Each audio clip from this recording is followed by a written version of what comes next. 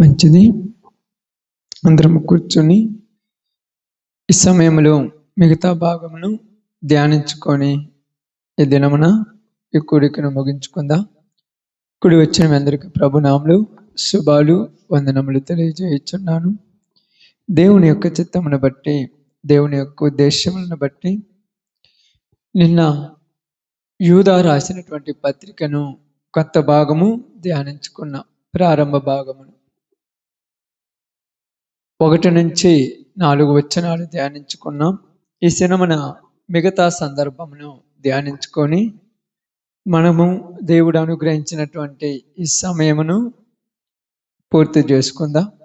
సమయంలో 5, 6 వచనాలు నిన్నటి దినాన్ని మనము కొంతవరకు ధ్యానించుకుందాం.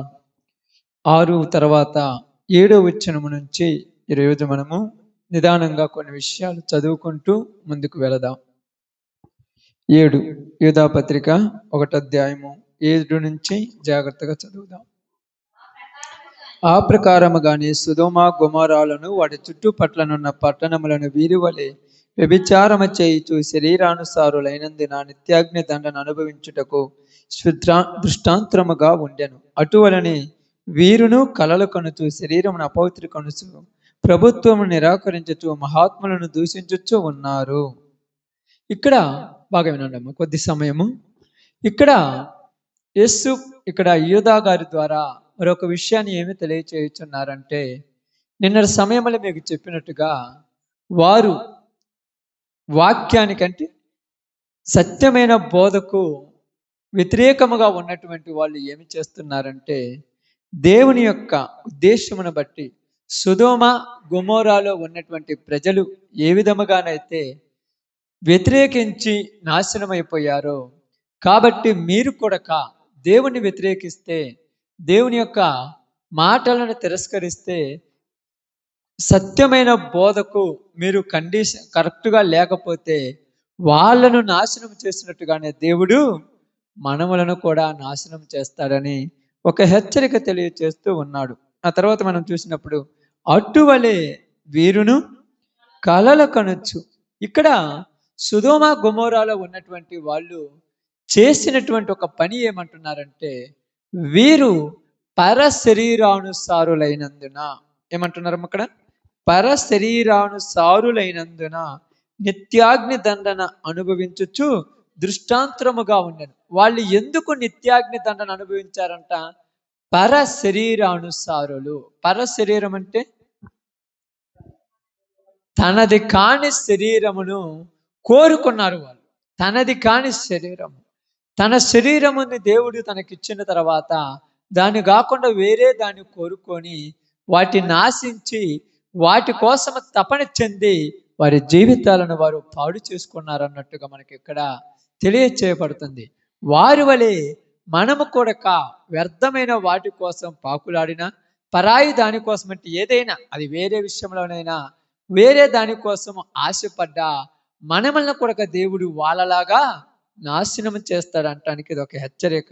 అందుకని అంటున్నాడు, అటువలే వీరును కలలు కనుచు ప్రభుత్వమును నా శరీరమును అపవిత్రపరుచుకొనుచు ప్రభుత్వమును నిరాకరించుచు మహాత్ములను దూషించుచు ఉన్నారు. ఇక్కడ ఏం చెప్తున్నారంటే, వీరు కూడా ఏం చేస్తున్నారంట? కలలు కనుచు ఉన్నారు. కలలు కనటం అంటే కలలు కనుచు ఉన్నారు అంటే దేని గురించి కలలు కంటున్నారు? ఏ విషయాల గురించి కలలు కనుచున్నారు? బాగా ఆలోచించి గమనించినప్పుడు ఇక్కడ బైబిల్ గ్రంథంలో ఏమని మాట్లాడుతున్నాడంటే, కొంతమంది మనుషులు వ్యర్థమైనటువంటి ఆలోచనలో ఉన్నారు భూమి మీద. వ్యర్థమైన ఆలోచనలు, పనికిరాని ఆలోచనలు, పనికొచ్చే ఆలోచనలు కాదు ఇవి, పనికిరాని ఆలోచనలో ఉన్నారు. ఈ ఆలోచనల చేత వాళ్ళు ఊహాగానములు అన్నీ కూడా పనికి మాలినటువంటి వ్యర్థమైన దానికోసము పరుగులు తీసేటట్టుగా మనకు కనపడుతూ ఉన్నారు. ఎందుకంటే ముందుకు పోయినప్పుడు వాటి గురించి మీకు బాగా వివరిస్తుంటాను. చూడండి, ఇంకా కనుచు ప్రభుత్వం శరీరమును అపవిత్రపరుచుకొనొచ్చు. ఈ కలలు కనటం వలన తమ శరీరాలను తామే ఏం చేసుకుంటున్నారు? అపవిత్రపరుచుకొనొచ్చు. శరీరమును అపవిత్రపరుచుకోవటం అనగానే శరీర కార్యములు స్పష్టమై ఉన్నవి. అవి ఏమనగాని మనకు రాయబడినట్టుగా వీళ్ళ యొక్క జీవితాలలో వీరు పనికిరానటువంటి ఆలోచనలు ఆలోచిస్తూ ఉంటారు. వారి ఆలోచనలు, వారి యొక్క దృష్టాంతములు, కొన్ని విషయాలు మనం చూసినప్పుడు వారి యొక్క ఉద్దేశములను బట్టి వారు తమ యొక్క స్థితిని గురించి ఆలోచించక వేరే దాని గురించి ఆలోచిస్తూ వారి జీవితాలను వారే పాడు చేసుకుంటున్నారు అన్నట్టుగా మనకి ఇక్కడ చెప్పబడుతుంది. ప్రభుత్వమును నిరాకరించుచు మహాత్ములను దూషించుచు ఉన్నారు. అయితే బాగానే, అయితే ప్రధాన దూత అయిన మిఖాయేలు అపవాదితో వాదించుచు మోసే యొక్క శరీరమును గురించి తర్కించినప్పుడు దూషించి తీర్పు తీర్చ తెగింపక ప్రభువు నిన్ను గద్దించునుగాక అనెను. ఇక్కడ మనకు అర్థమవుతుంది ఏంటంటే, ఈ యొక్క విషయాన్ని ఎందుకు చెప్తున్నాడంటే, ఇలాంటి వాళ్ళని గురించి మనం పొద్దుగుకులు దూషించుకోకూడదు అన్నట్టు మాట్లాడుతూ ఉన్నారు. అంటే ఇలా తప్పులు చేస్తుంటారు చూడండి, ఇలా పాపాలు చేస్తున్నారు కదా, ఇలా వ్యర్థమైన వాటి గురించి చెప్పినప్పుడు మనం వారిని దూషించొద్దు, వాళ్ళని హేళన చేయొద్దు, వాళ్ళ మీద అపహసించొద్దు, వారిని వ్యర్థమైన మాటలు మాట్లాడొద్దు. ఎందుకు మాట్లాడొద్దు అంటున్నాడంటే, అర్థం కావడానికి ఏం చెప్తున్నాడంటే, ప్రధాన దూత అయిన మిఖాయేలు తెలుసు కదా, దూతలలో ప్రధాన దూత మిఖాయేలు మోసే శరీరమును గురించి ఎవరితో తర్కించుచున్నది? అపవాదితో తర్కించుచున్నది. ఇప్పుడు తర్కించినప్పుడు ఈ తర్కవాదములో కోపం వస్తుంది. అంటే ఒకరితో ఒకరు మాట్లాడుతున్నప్పుడు ఏమవుతున్నది? కోపం వస్తుంది. ఈ కోపంలో నుంచి దూషించటానికి ఇష్టపడలా. ఏం చేయడానికి? దూషించడానికి ఇష్టపడలా. ఇప్పుడు మనము కూడా ఒప్పించేటప్పుడు వాళ్ళు ఒప్పుకుంటే ఒప్పుకుంటారు, లేకపోతే మనం వాళ్ళ మీద కోపపడకూడదు, దూషించకూడదు. వాళ్ళను మీరు నాశనం అయిపోతారు, మీరు ఇట్లా చేసారు కాబట్టి మీరు పాడైపోతారు, మీరు తగలబడిపోతారని మాట్లాడకూడదు. ఎందుకు మాట్లాడకూడదు అని అంటున్నాడంటే, ఇక్కడ దూత అయిన మిఖాయేలు అపవాదితో తర్కించుచున్నప్పుడు ఏమంటున్నాడు చూడండి, దూషించి తీర్పు తీర్చడానికి తెగించలా. ఎందుకంటే తీర్పు తీర్చే హక్కు మనకు లేదు. యేసుప్రభు దేనికి వచ్చాడంట లోకంలోనికి? దేనికోసం వచ్చాడని రాయబడింది? ఆయన లోకమునకు తీర్పు తీర్చుటకు రాలేదు, కానీ లోకములో ఉన్నటువంటి నశించిన దానిని వెతికి రక్షించుటకు ఆయన వచ్చాడంట. తీర్పు తీర్చుటకు రాలేదు ఆయన వచ్చినప్పుడు ప్రారంభంలో. ఇంకొకసారి వస్తాడు. ఇప్పుడు ఎలా వస్తాడు? రెండోసారి వచ్చేటప్పుడు తీర్పు తీర్చడానికి గర్జించే సింహం వలె, కొదమ సింహం వలె వస్తాడు. మొట్టమొదటి వచ్చింది దేనికి? అనేకుల నిమిత్తమై ప్రాణం పెట్టడానికి వచ్చిందని, కానీ లోకానికి తీర్పు తీర్చుటకు నేను రాలేదన్నారు. కాబట్టి ఇప్పుడు మనము కూడా తీర్పు తీర్చేంత గొప్పలం కాదు. మనం తీర్పు తీర్చేంత గొప్పతనం మనకు లేదు. కొంతమంది తీర్పు తీరుస్తుంటారు. ఎందుకు తీర్పులు తీరుస్తుంటారంటే నాకు తెలియదు. మీరు పాడైపోతారు, మీరు నరకానికి పోతారు అంటే నువ్వు గ్యారంటీ ఏమి ఇవ్వగలవు? నరకానికి పోతావునమ్మా, మీరు ఇస్తారేమని చెప్పండి. అప్పుడప్పుడు మనం మార్కులు వేస్తుంటాం. కొంతమందికి కింద కూర్చొని మార్కులు వేస్తుంటాం. వీళ్ళు పనికి మాలినోళ్ళు, వీళ్ళు చెడ్డోళ్ళు, వీళ్ళు అబద్ధాలు ఆడుతున్నారు, వీళ్ళు బూతి మాటలు మాట్లాడతారు, వీళ్ళు తప్పులు చేస్తారు, వీళ్ళు పాపానికి పోతారు, వీళ్ళు పరలోకం పారు. నువ్వు ఖచ్చితంగా మార్కులు వేస్తున్నావు. అలా వేయటానికి మనకు హక్కు లేదు అని చెప్తుంది ఇక్కడ. ఎందుకంటే ప్రధాన దూత అయిన మిఖాయేలే దూషించి తీర్పు తీర్చక, అంటే ఏమంటున్నా అక్కడ? దూషించి తీర్పు తీర్చ తెగింపక. అయితే మనం పైన చూసినప్పుడు ఈ కలలుగనే వాళ్ళు మహాత్ములను ఏం చేస్తున్నారంట అంటే, మిఖాయేలు దూతే దూషించకపోతే ఇప్పుడు వీళ్ళు ఏం చేస్తున్నారు? మిఖాయేలు దూతే ఎదుటి వాళ్ళను హేళన చేయకపోతే ఇప్పుడు వీళ్ళు ఏం చేస్తున్నారు? మిఖాయేలు దూతే అప్పవాదితో, ఎవరితోనంటే మళ్ళీ ఇక్కడ అప్పవాదినే తిట్టలా, కానీ వీళ్ళు ఏం చేస్తున్నారు అంటే ఎదురు తిరుగుతున్నారు, వాళ్ళని దూషిస్తున్నారు, వాళ్ళతో గొడవలు పడుతున్నారు, వాళ్ళ గురించి ఏదేదో చెప్తున్నారు. అందుకని మనకి ఇక్కడ మాట్లాడుతూ చెప్తున్న విషయం ఏంటంటే, ప్రధాన దూత అయిన మిఖాయేలు గురించి మనకి ఎందుకు తీసుకొచ్చిందంటే, వీళ్ళు ఏం చేస్తున్నారని చెప్తున్నారంటే, ఎవరిని కూడా మనం ఏం మాట్లాడకూడదు. ఎందుకంటే తీర్పు తీర్చువాడు ప్రభువు. తీర్పు తీర్చువాడు ప్రభువు. మనం ఏం చేయాలంటే, రాత్రి మీకు చెప్పినట్టుగా, నిన్న మధ్యాహ్నం మీకు చెప్పినట్టుగా ఏమి రాయబడిందంటే, ఇక్కడ ఆ బోధ నిమిత్తం పోరాడాలంతే. బోధ నిమిత్తం పోరాడాలి, కానీ ఇదిగో మీరు చేసేది కరెక్ట్ కాదు, మీరు తప్పు చేస్తున్నారు, మీరు నరకానికి పోతారని చెప్పకూడదు. నరకానికి పోతారని మనం గ్యారెంటీ చేయలేం, కానీ బోధ నిమిత్తం పోరాడాలి. ఇది కరెక్ట్ కాదు, అంతే. అంతకుమించి ఏం లేదు. నీవు చెప్పటానికి వాళ్ళకి తీర్పు తీర్చేంత గొప్ప మనం కాదు. అందుకని ఏమన్నాడంటే, వాళ్ళు మహాత్ములను దూషించారు, ప్రధాన దూతైన మికాయేలే మహాత్ములను దూషించలేదు. దూషించే హక్కు మనకు లేదు. ఏం కిందకి వచ్చిన తర్వాత ఏమన్నారు చూడండి, అక్కడ ప్రభువు నిన్ను గద్దించును గాక, నేను ప్రభువే చూసుకుంటాడని వదిలేసింది అంతే. ప్రభు వస్తాడు కదా, ప్రభు వచ్చినప్పుడు ఆయన చూసుకుంటాడు. నాకేం తెలుసు, చెప్పినప్పుడు వింటే బాగుపడతావు, వినకపోతే దేవుడు చూసుకుంటాడని వదిలేశాడు. తర్వాత మాట చదువుకుంటూ వద్దాం. వీరైతే తాము గ్రహింపని విషయములను గూర్చి ఏటిని గురించి దూషిస్తున్నారు. గ్రహింపనంటే వాళ్ళకు ఊహకు కూడా అందని విషయాలు కొన్ని ఉంటాయి, కొన్ని గ్రహించే ఉంటాయి, కొన్ని గ్రహించని ఉంటాయి. ఇప్పుడు ఉదాహరణకు మనం ఏమనుకుంటామంటే, బాగా ఆలోచిద్దాము. ఎగ్జాంపుల్గా మన అందరము అర్థం కావడానికి మీకు చెప్తాను. ఒక మనిషి ఏదైనా పరిస్థితిని బట్టి మనకు అర్థమయ్యే భాషలు చెప్తాను. ఎక్కడికైనా పోయారు అనుకోండి, పోయినప్పుడు మనకు తెలియదు ఎక్కడ పోయారు, అక్కడ జరిగిందో జరగదు కూడా మనకు తెలియదు. ఇప్పుడు మనమేమనుకుంటాము, ఊహించుకుంటాం. ఊహ అంటే తెలుసు కదా, ఇదిగో నువ్వు వాడికి పోయావు, నువ్వు ఆ పని చేసావు, ఇలా చేసావు, ఇలా చేయటం వల్ల నాకు అనిపించింది, నీ ముఖం చూస్తే నాకు అట్ట అనిపిస్తుందని మొత్తం నువ్వే ఊహించుకొని దూషించేస్తావు. గ్రహింపని విషయములను గురించి దూషించకన్నాడు. అంటే దూషించచ్చు, తెలియని వాటి గురించి మనం మాట్లాడకూడదు. తెలిస్తేనే, తెలియకపోతే మాట్లాడకూడదు. మనం ప్రతిదానికి ఏం చేస్తామంటే అంతా మనకు తెలుసున్నట్టు మాట్లాడేసి లేనిపోయిందంతా మన మీద తెచ్చిపెట్టుకుంటాం. అర్థమైందమ్మా? లేనిపోయిందంటే మనం ఇది. ఇప్పుడు ఉదాహరణకు ప్రసాద్ ఉన్నాడు, అక్కడికన్నా పోయాడు. ప్రసాద్ ఆడిపోయినా నాకు తెలియదు. నాకు తెలియనప్పుడు నేను ప్రసాద్ గురించి, ఇదిగో ప్రసాద్ ఆడికి పోయి మందు తాగుతున్నాను, నేను చూశానని ఊహించి చెప్పుకోవడం కరెక్టా? ఇలా ఊహించి చెప్పుకొని నా మనసుతో నేను టట్టోళ్ళు పనికి మాలిన వాళ్ళు ఎందుకుంటారు, టట్టోళ్ళు ఎందుకుంటారు, దరిద్రులు ఎందుకుంటారు, నేను తిట్టడం కరెక్ట్ కాదు. ఎందుకంటే అలా చేయటం వల్ల నా శరీరం నేనేం చేసుకుంటున్నాను, నన్ను నేను పాడు చేసుకుంటున్నాను. అందుకని వారు గ్రహింపని విషయములను గూర్చి, అంటే నేను ఎగ్జాంపుల్ ఎందుకు చెప్పానంటే చెప్పాను, కానీ ఇక్కడ వాక్యానుసారంగా మాట్లాడినప్పుడు దేవుని వాక్యం కొంతమందికి పూర్తిగా తెలియనప్పుడు నువ్వు ఊహించుకొని చెప్పకూడదు. నీకు ఊహకొస్తే చెప్పాలి, నీకు తెలిస్తే చెప్పాలి, తెలియకపోతే తెలియదు అనాలి, అంతే. నువ్వేది నేను ఇలా అనుకుంటా, నువ్వు అనుకోవటానికి ఏంది ఇక్కడ? నువ్వు అనుకోవడం కరెక్ట్ అమ్మా? ఇప్పుడు మనం అనుకోవటానికి 66 గ్రంథాలు ఏమి రాసింది కదా, ఏమన్నాడు? సత్యము నుంచి సర్వసత్యము ఎంత కావాలో అంత దీంట్లో రాయబడింది, ఎంత కావాలో అంత రాయబడింది, మొత్తం దీంట్లో రాయబడింది. నువ్వు దీన్ని చదివి తెలుసుకో.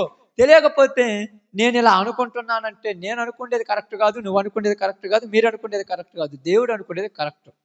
అందుకని ఏమన్నారంటే, వారు దూషించు వారే వివేక శూన్యములకు మృగముల వలె వేటిని స్వాభావికముగా వెరుగుదురో వాటి వలన తమ్మును తాము నాశనము చేసుకొనుచున్నారు. ఏటిని ఎరిగినారు వాటి తేట వాళ్ళని నాశనం చేసుకుంటున్నారు. ఎరగటం అంటే ఏటిని తెలుసుకున్న వాటితోటే వాళ్ళని నాశనం చేసుకుంటున్నారంట. ఏమి తెలుసుకొని ఉన్నారు వీళ్ళు? ఇది తప్పు, ఇది ఒప్పని తెలుసు. బాగా వినండి, ఇది తప్పు, ఇది ఒప్పని తెలుసు. తప్పని తెలిసి కొడక అది తప్పని తెలిసి దాన్నే చేసే వాళ్ళు ఎక్కువైపోయారు ఈ రోజుల్లో. ఇది తప్పు అని తెలిసి దాన్నే చేస్తారు. ఎందుకు ఇలా చేస్తారంటే అక్కడ ఏమి రాయబడిందంటే, వివేక శూన్యములకు మృగముల వలె. వివేక శూన్యమైన మృగములు. మృగములు అంటే జంతువు. మృగము అని ఎందుకు అన్నాడంటే, మృగాలకు ఏముండదు, జ్ఞానం ఉండదు, తెలివి ఉండదు, వివేకం ఉండదు.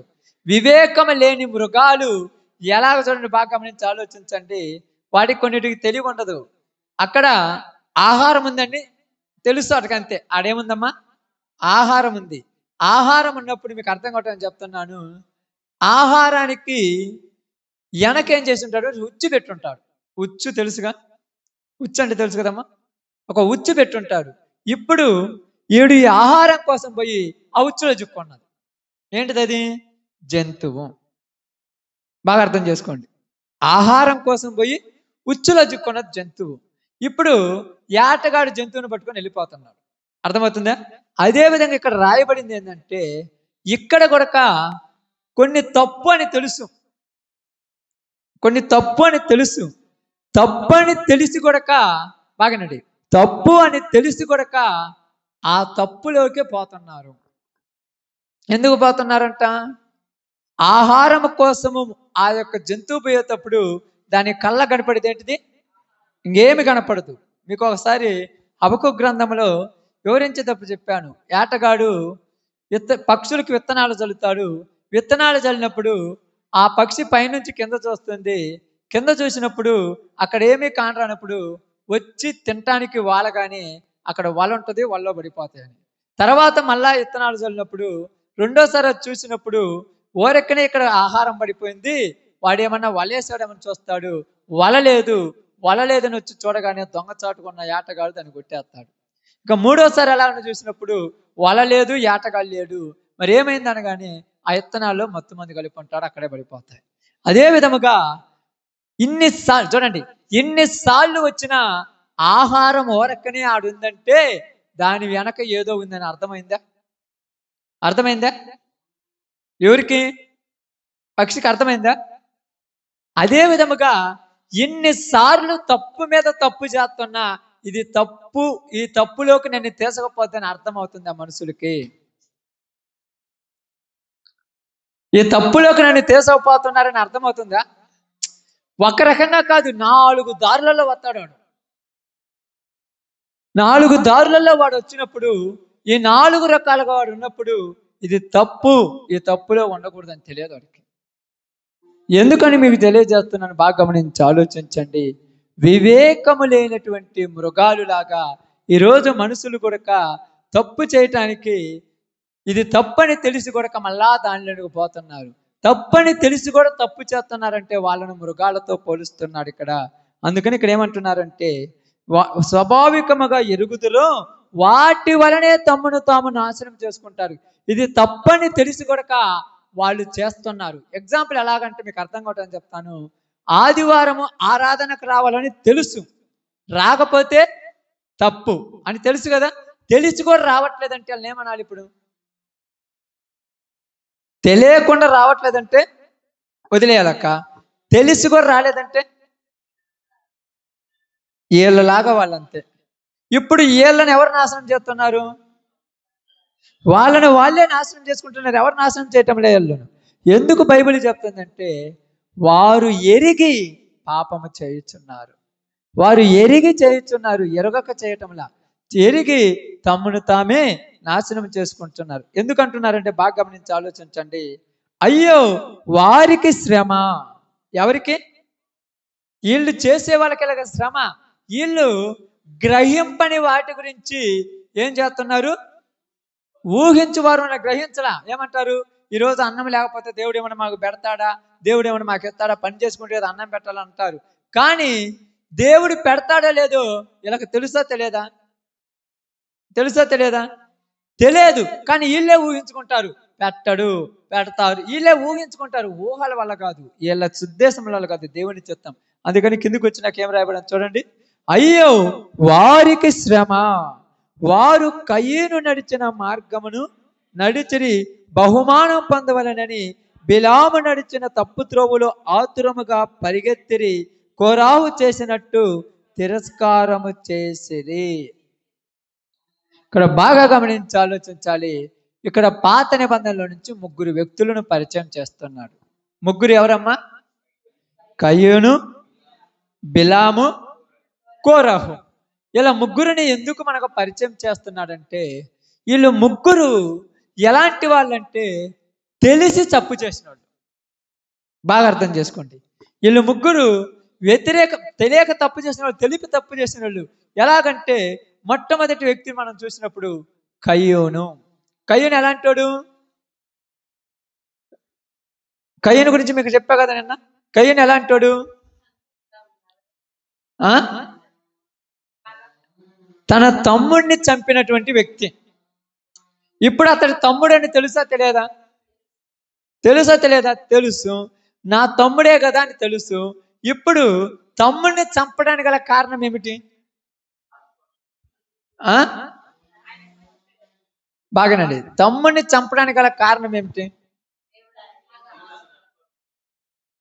కయీను అర్పణను దేవుడు స్వీకరించలేదనా? మరి ఇంకేం చెప్పు అన్నం, ఏం చెప్పు మరి. ఏందమ్మా? తండ్రి ఆశీర్వాదం అంటే అసలు ఇక్కడ అది ఈ పాయింట్ తగ్గదు, వాళ్ళ కాడ కాదు. అది అసలు ఏందో తెలియాలి. ఇప్పుడు బాగానాలి. మీరు బైబిల్ని చదవాలని చెప్తాను మీకు ఎన్నిసార్లు చెప్పినా. మీరు బైబిల్ని తప్ప అన్ని చదివేస్తారు. బైబిల్ తెలియదు మీకు. బైబిల్ తెలియకపోతే పాడైపోతారు. ఎవరేం చెప్పినా పాడైపోతారు. బాగానండి, బాగా గమనించండి. ఇక్కడ చదవండి, చెప్తున్నాడు. వారు కయ్యూను నడిచిన మార్గం. కయ్యూను ఏ మార్గం నడిచాడు? మంచి మార్గం నడిచాడా, చెడ్డ మార్గం నడిచాడా? చెడ్డ మార్గం నడిచాడు. కయ్యూని యొక్క ఉద్దేశం ఎలాంటిదో మీకు చెప్తాను చూడండి. హెబ్రీలకు రాసిన పత్రిక 11:4. హెబ్రీలకు రాసిన పత్రిక 11:4. బాగానండి. విశ్వాసమును బట్టి హేబేలు కయ్యూను కంటే శ్రేష్టమైన బలి దేవునికి అర్పించను. అంతేనమ్మా? ఈ విశ్వాసమును బట్టి, దేనిని బట్టి? విశ్వాసమును బట్టి కయ్యూను కంటే హేబేలు శ్రేష్టమైన బలి అర్పించను. అమ్మా ఇక్కడేనండి వాక్యం. మీరు అంటే తప్పని కాదులే, ఒక మాట చెప్పలేరు, కనీసం బైబిల్ అవగాహన కూడా లేదు, చెబుతుంటే ఇనలేరు. ఎందుకంటే మనకు మీకు అర్థం కావడానికి చెప్తాను. అంటే మిమ్మల్ని అంటున్నానని కాదు, కానీ మిమ్మల్ని అనే అంత తప్పు కదని. అది ఇంతకుముందే చెప్పాను. మందిరంలోనికి వచ్చిన తర్వాత వాక్యం చెప్పేటప్పుడు వాక్యం వినాలి అనేది మనకు తెలుసు. తెలిసి కూడా వినట్లేదంటే వాళ్ళు నడిచిన మార్గమే మంది. తెలిసి కూడా వినట్లా, తెలియకుండా వినలేదంటే తప్పదు. ఇప్పుడు పుట్టోడు వాడికి ఏం తెలుసు పాపం? వాడు నవ్వుకుంటాడు, ఆడుకుంటాడు, ఏడుస్తాడు, అది చేస్తాడు. కరెక్ట్ కాదు. కొత్తగా ఒకళ్ళు వస్తారు, వాళ్ళు నవ్వుకుంటారు, ఏడుస్తారు, గతారు. మనకు అన్నీ తెలుసు కొడక మనము కొత్తోళ్ళలాగా ప్రవర్తిస్తున్నామంటే అర్థమైంది. అది ఇక్కడ నేను అనేది. అంటే ఎందుకు చెప్తున్నాడంటే బోధ నిమిత్తం పోరాడమంటున్నాడంటే మన ప్రవర్తనలో కూడా మనం పోరాడుకోవాలి. బోధ అంటే అన్నిట్లలో అన్ని బోధే, మన ప్రవర్తనలో కూడా. అందుకనేది అపవాది ఇందా చెప్పాను తెలుసా, వాడు మొట్టమొదట వలేసాడు, వల మీద గింజలు చల్లాడు. పక్షికి పైనుంచి చూస్తే వల కనపడిందా? కట్టెక్కని వచ్చింది, మేసిపోయింది. ఇప్పుడు కిందికి వచ్చేటప్పుడు ఏం చూస్తుంది? మళ్ళా గింజలను వల ఉందా అని చూస్తుంది. చూడగానే వల లేదు, ఎమ్మట వచ్చింది, పక్కన వేటగాడు ఉన్నాడు, కొట్టాడు. మీకు చెప్పాను. మళ్ళా మూడోసారి. అలాగే మనల్ని డిస్టర్బ్ చేయడానికి వాడు ఎన్నో ప్రయత్నాలు. అవి మనమేమో ఒక్కదాన్నే చూస్తుంటాం. ఎప్పుడు ఒకటేంది, బయటికి పోతే కదా వెనకుండా ఉండేది, లోపల కూర్చున్నాను కదా, అంతేనా కదా? బయటికి పోతే కదా వెనకుండా లోపల. రెండోది ఏంది, నిద్ర బాలేదు కదా. మూడోది ఏంది, ఎవరితో మాట్లాడలేదు కదా. కానీ వాడు ఏం చేస్తాడు? మన మైండ్ డైవర్ట్ చేస్తాడు. అందుకే మనమేమనుకోవాలి, మన మైండ్ వాక్యం చెప్పేంత వరకు దేవుని మీదే నిమగ్నమై ఉండాలి. అది గంట అయినా, 2 గంటలైనా, 3 గంటలైనా. అందుకే ఇక్కడ ఏమంటున్నారంటే కయ్యూను నడిచిన మార్గం ఏంటంటే, కయ్యూను విశ్వాసం లేనివాడు, హేబేలు అదేనమ్మ అక్కడ. కయ్యూను విశ్వాసం లేనివాడు, హేబేలు విశ్వాసం ఉన్నవాడు. కయ్యూను ఏం పని చేసేవాడు? పొలము సేద్యం చేసేవాడనా? హేబేలు గొర్రెల కాసేవాడు. ఇప్పుడు గొర్రెల కాస్తున్నటువంటి హేబేలు దేవునికి ఏమిచ్చాడు? అర్పణిచ్చాడు. ఏమిచ్చాడు అర్పణ అంటే? ఆయన దగ్గర ఉన్నది ఏదో, అది గొర్రెపిల్లని, తొలిచూలు గొర్రెపిల్ల, తర్వాత గొర్రెపిల్లని ఇచ్చాడు. ఇప్పుడు కయ్యూను కూడా ఏమిచ్చాడమ్మా? పొలం పండించాడు. ఈయన ప్రథమ పొలం పండించాడా, చివరి పండించాడా? ఇప్పుడు చెప్పాలి మీరు. ఈయన కూడా పంట మొదటిది ఇచ్చాడా, చివరిది ఇచ్చాడక్క? అవునా కాదా? మీరు కూడా పంట పండగానే మొట్టమొదటి మిరగాయలు, అరటికాయలు, దొంగకాయలు, బెండకాయలు మొదటి 4 కోసిని మరి ఇస్తారు కదా. తప్పంటున్నాను నేను. అదే ఎవరు కూడా దేవుడికి ఇచ్చేది ప్రథమే ఇస్తాడు. కయ్యూను ఇచ్చింది మొదటిదే, హేబేలు ఇచ్చింది మొదటిదే. కానీ 2 శ్రేష్టమైనవా కావా? కుళ్ళిపోయింది, ముక్కిపోయినాయి, పుచ్చిపోయినది చిత్రమూరన్న. కానీ ఇక్కడ మనకు అర్థం కావాల్సింది ఏంటంటే కయ్యేను బాగానండి, కయ్యేను విశ్వాసముతో కాదు అవిశ్వాసంతో ఇచ్చాడు, హేబేలు విశ్వాసముతో ఇచ్చాడు. ఏంటిది అవిశ్వాసం విశ్వాసానికి తేడా? ఏందమ్మా విశ్వాసానికి అవిశ్వాసానికి తేడా? విశ్వాసానికి అవిశ్వాసానికి తేడా ఏంది? ఇయ్యాలి కాబట్టి అని ఇచ్చేది అవిశ్వాసం. అదే చూడండి, ఇయ్యాలి కాబట్టి ఇచ్చేది అవిశ్వాసం. తప్పదు, ఇయ్యాలి తప్పదు అన్నట్టు ఇచ్చేది అవిశ్వాసం. విశ్వాసం అంటే పూర్తిగా ఇచ్చేది విశ్వాసం, మనస్ఫూర్తిగా ఇచ్చేది విశ్వాసం. కాబట్టి కయ్యూని ఎలా ఇచ్చాడంటే, దేవుడికి ఇస్తున్నాను, అనవసరంగా 100 క్వింటాలు పడితే 1 క్వింటా ఎందుకు ఇయ్యాలా, ఇస్తే మళ్ళీ అట్లా సంపాదించుకోవాలన్నట్టు ఇచ్చాడు. హేబేలు ఎలాగ ఇచ్చాడంటే, దేవుడికి ఇస్తే దేవుడే 10 ఇస్తాడు అన్నట్టు ఇచ్చాడు. ఇది విశ్వాసం. ఇది దేవుడిది, దేవుడే నాకు పంట పండించాడు, ఆయన ఆరోగ్యం ఇచ్చాడు, ఆయన శక్తినిచ్చాడు, ఆయన ఊపిరిచ్చాడు, ఆయన ఇయ్యబట్టే నేను ఈ పంట ఈ యొక్క ఒక గొర్రె పిల్లల శ్రేష్టమైన ఫలాలు వచ్చాయి, ఆయనకి ఇస్తున్నానని ఇచ్చేసాడు. అది విశ్వాసం. ఇప్పుడు కయ్యూని ఎలా ఇచ్చాడంటే, నేను రాత్రింబగలు చెమట వచ్చి రాత్రింబగలు కష్టపడి నేను సంపాదించింది ఆయనకి ఇస్తున్నాను అని ఇచ్చేది. ఇది అవిశ్వాసము. రెంటలో ఎంత తేడా తెలుసా? నీది ఇస్తున్నావని ఇచ్చేది అవిశ్వాసము, దేవుడు నాకు ఇచ్చింది ఆయనకి ఇస్తున్నాను అనేది విశ్వాసము. ఇప్పుడు మనము ఇచ్చేటప్పుడు మంది అనుకొని ఇస్తాం చాలా, అంతే కదమ్మా. కానీ హేబేలు ఎలాగిచ్చాడు? దేవుడిది. అందుకని దావీదు మాట్లాడితే ఏమంటాడు తెలుసు? ప్రభువా సమస్తము నీదే, నీవిచ్చింది నా దగ్గర ఏమీ లేదు, నీవిచ్చిన దానిలో నుంచి నీకు ఇస్తున్నానయ్యా అన్నాడు. నీవిచ్చిన దానిలో నుంచే నీకు ఇస్తున్నాను. నీకు ఇచ్చేంత గొప్పవాణి కూడా కాదు నేను, నీకు ఇచ్చేంత సామర్థ్యం కూడా నాకు లేదు, నువ్వు ఇచ్చిన దానిలో నుంచి నీకు ఇస్తున్నానని ఇచ్చేసాడు. కాబట్టి ఇక్కడ విశ్వాసమును బట్టి హేబేలు కయ్యూను కంటే శ్రేష్టమైన అర్పణ ఇచ్చాడు. ఇంకా హేబేల్లో ఉన్న గొప్పతనము, కయ్యూనులో ఉన్నటువంటి గొప్పతనాలు మనకు ఇక్కడ కావాలి. యోహాను రాసిన మొదటి పత్రిక 3వ అధ్యాయం 12వ వచనం. మొదటి యోహాను పత్రిక 3వ అధ్యాయం 12వ వచనం. మనము కయ్యేను వంటి వారిమై ఉండరాదు. ఏంటంటమ్మా? వాడు ఎవడంట? కయ్యూను దుష్టుని సంబంధి. ఏ సంబంధి కయ్యూను? మరి హేబేలు? ఆమేన్. కయ్యూను ఎవరి సంబంధి? దుష్టుని సంబంధి అయి తన సహోదరుని చంపెను. ఎందుకు కయ్యూను హేబేలును చంపెను? కయ్యూని క్రియలు చెడ్డవి కాబట్టే, హేబేలు క్రియలు మంచివి కాబట్టే చంపాడు. ఇక్కడ అర్థం ఏం తెలుసా? కయ్యూను చెడ్డోడు కాబట్టి మంచోడిని చంపాడు. మంచోడు చెడ్డోడిని చంపిండా? బాగా అర్థం చేసుకోండి. చెడ్డోడు మంచోడిని చంపుతాడు, మంచోడు చెడ్డోడిని, చెడ్డోడు మంచోడిని ఏం చేస్తాడు? చంపుతాడు, ఇంకా తిడతాడు, కొడతాడు, అవసరమైతే బూతు మాటలు మాట్లాడతాడు. చెడ్డోడు మంచోడి మీద కోపపడతాడు, మంచోడు చెడ్డోడి మీద కోపపడతాడా? మంచోడు చెడ్డోడిని దూషిస్తాడా? మంచోడు చెడ్డోడిని బూతు మాటలు మాట్లాడతాడా? మంచోడు చెడ్డోడికి ఏం చెప్తాడు? బుద్ధి చెప్తాడు, గద్దిస్తాడు. గద్దింపు వేరు, కోపం వేరు. కోపానికి గద్దింపుకి చాలా తేడా ఉంటుంది తెలుసా? కోపం అంటే ఏం చెప్పండి?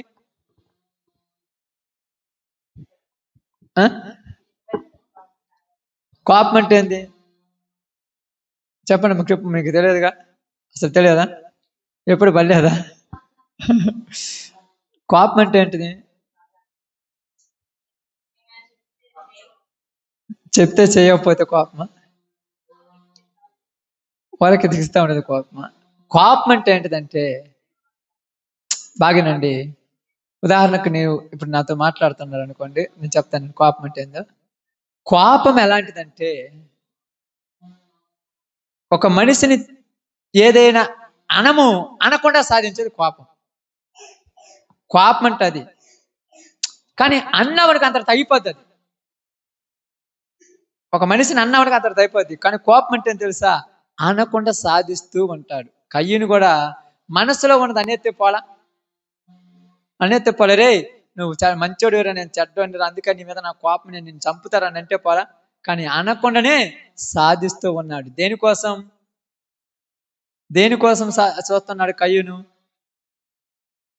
అవకాశం కోసం. దేనికోసం చూస్తున్నాడమ్మా? ఇక్కడ చాలా మంది ఉంటారు, మీకు తెలుసో తెలియదు. కొంతమందిని కొంతమంది మీద కన్నేసి ఉంచుతారు. కన్నేయటం అంటే తెలుసా? కన్నేసి ఉంచడం అంటే తెలుసా? కనిపెడుతూ ఉంటారు. ఎందుకు? ఎక్కడైనా తప్పు చేస్తే వాడిని 10 మందిలో తీసుకుపోదామని. యేసు ప్రభు వారి మీద అందరూ కన్నేస్తున్నారంటే, ఎప్పుడు 24 గంటలు గమనిస్తున్నారంటే, ఆడికి పోతాడు ఏం చేస్తాడు, కొండకు పోయి ఎంత దోడు ఏం చేస్తాడు, ఆడికి పోయి ఎంత దోడు ఏం చేస్తాడు, ఏడ ఏం చేస్తాడు, ఇవన్నీ గమనిస్తూ ఉన్నారంట, దొరికితే పట్టేద్దామని. ఇది లోపల పెట్టుకున్న కోపం, కయ్యూను స్వభావం అలాంటిది. అందుకే ఉన్నారు, మీరు కయ్యూను లాంటి వారై ఉంటే ఏమవుతారంటే మీ తమ్ముడిని మీరు చంపేసుకుంటారు. ఒక మాటలో చెప్పాలంటే తమ్ముడు అంటే ఎవరు? సహోదరుని చంపుకుంటారు. అంటే చంపుకోవడం అంటే పోగొట్టుకుంటారు కదా. ఇప్పుడు ఒక మాట అనగానే మొహమాటాలు వచ్చాయి, భేదాలు వస్తాయి, గొడవలు వస్తాయి, దూరం పెరిగిపోద్ది, నువ్వెవరు నేనెవరు. కానీ మంచివాడు ఏం చేస్తాడు? వెంటనే కోప్పడతాడు, తర్వాత సరి చేసుకుంటాడు. ఇప్పుడు నువ్వు కోప్పడతావు, తర్వాత ఏమంటావు, నేను తెలియక అన్నాను పోనీ అని సరి చేసుకుని మళ్ళీ ఉంటారు. కయ్యూను అట్టటోడు కాదు. అందుకని కయ్యూను క్రియలు ఎలాంటి? హేబేలు క్రియలు మంచివి. చెడ్డ క్రియలు కలిగినోడు, మంచి క్రియలు కలిగినోడు ఏం చేస్తాడు? ఎప్పుడు వారగంట చూస్తుంటాడు. విషపు చూపు అంటారు వాళ్ళు. ఏ చూపమ్మది? విషపు చూపు. అప్పుడప్పుడు అంటారు, ఏం మింగేత్తవా, నేను చంపేత్తవా అంటే ఇలా చూపు అలాంటిది. వీళ్ళ ముఖ లక్షణమే వీళ్ళ మీద సాక్ష్యం పలికాదది. కయ్యూనుకు తెలుసు, ఆ హేబేలుకు తెలుసు కయ్యూను మామూలుడు కాదని. అందుకనే కయ్యూనుని హేబేలు ఒక్క మాట అయినా అన్నాడా? అప్పుడప్పుడు కొంతమంది అంటారు, వాళ్ళు కోపడ్డప్పుడు నేను మౌనంగా ఉంటాను. మౌనమే ఏంటిది? సమాధానం. మౌనంగా ఎందుకు ఉండాలంటే మనం మౌనంగా ఉంటాం చూడు, అదే మనం నీతికి ఆధారం. మనం కూడా ఎదురు తిరిగితే వాళ్ళకు మనకి తేడా ఏముంది? ఏమన్నా తేడా ఉందమ్మా? కాబట్టి ఇక్కడ కయ్యూను దుష్టుని సంబంధి, హేబేలు దేవుని సంబంధి. కయ్యూను క్రియలు చెడ్డవి, హేబేలు క్రియలు మంచివి నీతివి. కాబట్టి కయ్యూను హేబేలుని ఏం చేశాడు? చంపాడు. హేబేలు ఎక్కడ కూడా కయ్యూను చంపల. అందుకని ఎందుకు కయ్యూనుకు హేబేలు మీద కోపం చంపాలంటే అర్పణ తీసుకున్నందుకు కాదు. ఒక మాటనండి, ఇంకొకటి చేసినందుకు కాదు. ఏంటంటే ఈయన్ని ఎంత తొక్కాలనుకున్నా వీడు బాగానే ఉంటున్నాడు. కొంతమంది ఉంటారు తెలుసా, ఓర్చుకోలేని వచ్చతనం అంటారు దాన్ని, మన భాషలో చెప్తున్నాను. ఓర్చుకోలేరు. ఈయన్ని ఎంత అనగదొక్కాలనుకున్న వాళ్ళు ఏమవుతుంటారు? ఇప్పుడు ఏం చేయని అర్థం కాక ఏం చేస్తారు? ఏం చేయాలనుకుంటారమ్మా? పాడు చేయాలనుకుంటారు, చంపేయాలనుకుంటారు. వాడు సత్తే కానీ ఇంకా ఆగిపోడని, సత్తే ఆగిపోడని. కానీ సత్యం తర్వాత ఏమవుతుంది? హేబేలు యొక్క రక్తము మొరపెడుతున్నది. నీతిమంతులు మనం చంపినా ఆ పాపం పోదు. కొంతమంది పాపము ఎంత చేస్తున్నా కూడా, ఎన్ని ఇబ్బందులు వచ్చినా, ఎన్ని కష్టాలు వచ్చినా, ఎన్ని బాధలు వచ్చినా వాళ్ళు బాగుపడుతుంటారు. పక్కన ఉంటారు కొంతమంది ఇళ్లలో వాళ్ళు, వీళ్ళకి ఎన్ని తలకాయ నొప్పి వచ్చి, నేను రోగాలు వచ్చి, నేను ఎప్పుడు బాగానే ఉంటారు, వీళ్ళు ఎప్పుడు పాడైపోతారో. వీళ్ళకి రోగం వచ్చినా బాగున్నారు, ఏమొచ్చినా ఎప్పుడు నవ్వుకుంటుంటారు, వీళ్ళు ఎప్పుడు పాడైపోతారు. వీళ్ళు అనుకుంటున్నారంటే వీళ్ళు కయ్యూను లాంటి వాళ్ళు,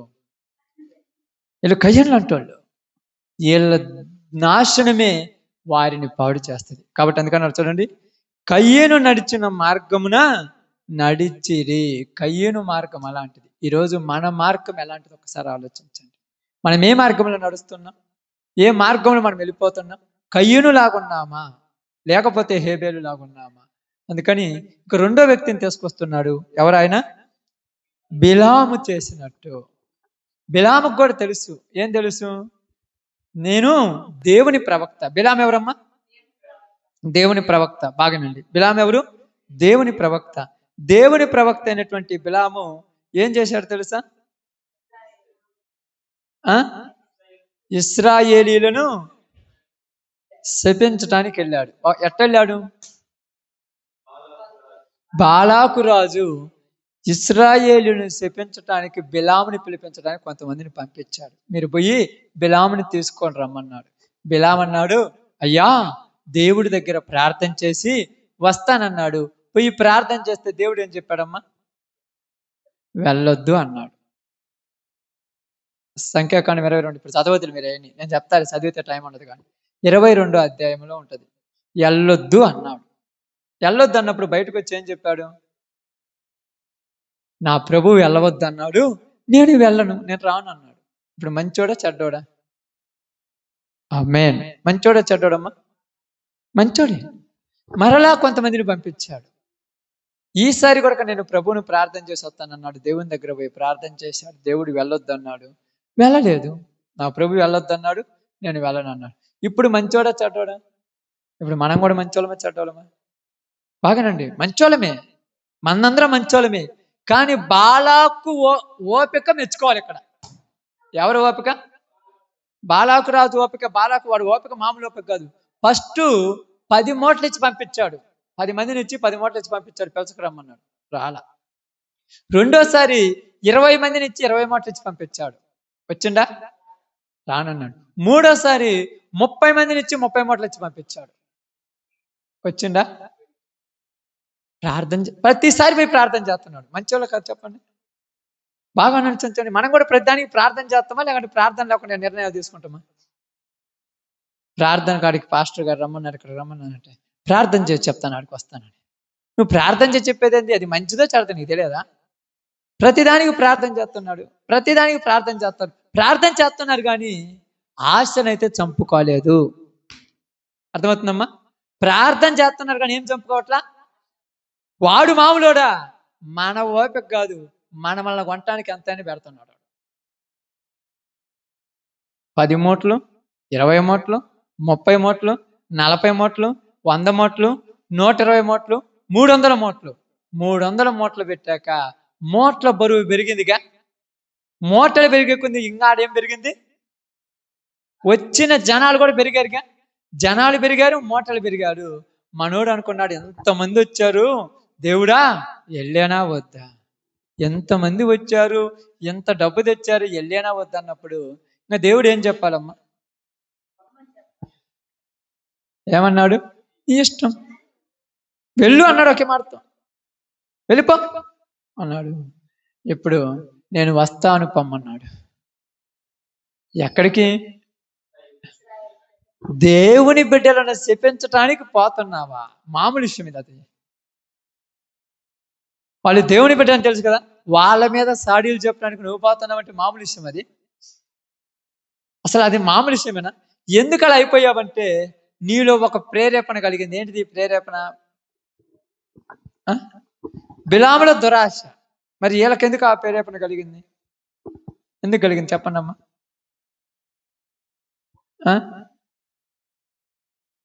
ఎందుకు కలిగింది? మిక్కాయేలు దూత, బాగానండి, మిక్కాయేలు దూత అప్పవాదిని కూడా దూషించాల. ఇప్పుడు బిలాము ఎవరిని దూషించడానికి పోతున్నాడు?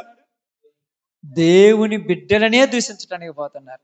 ఈరోజు దేవుని బిడ్డలైన మనము మన సహోదరుల మీద లేనిపోని చెప్పడానికి కారణం ఏంది?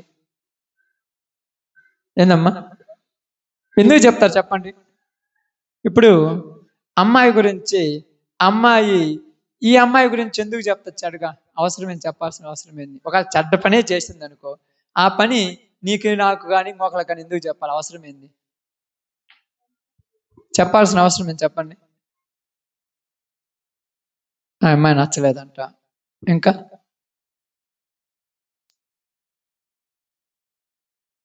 మొట్టమొదటిది బిలాము మూటల కాసిపడినట్టుగా, బిలాము జనాలను చూసినట్టుగా వీళ్ళు కొడక ఎదుటి వాళ్ళను చెడ్డోళ్ళు అని చెప్పి వీళ్ళు మంచోళ్ళు అనిపించుకుంటున్నారు. వాళ్ళ గురించి చెడ్డగా చెబితే మేము మంచోళ్ళం అయిపోతాం, వాళ్ళ గురించి చెడుగా మాట్లాడితే మమ్మల్ని మంచి అనుకుంటారు అన్నట్టుగా చేశాడు. కానీ ఇక్కడ ఏదంటున్నాడు? బిలాము మూటలను చూశాడు, ఆశపడ్డాడు. ఇప్పుడు మూటలు తీసుకుని వెళ్ళిపోతున్నాడు. పోతుంటే కొంత దూరం పోయాక ఎక్కినటువంటి గాడిద ఎదురు తిరిగింది. నేను పోను అన్నది. గాడిద కూరు కనపడుతున్నారు, ఎదురుగా దేవుని దూత.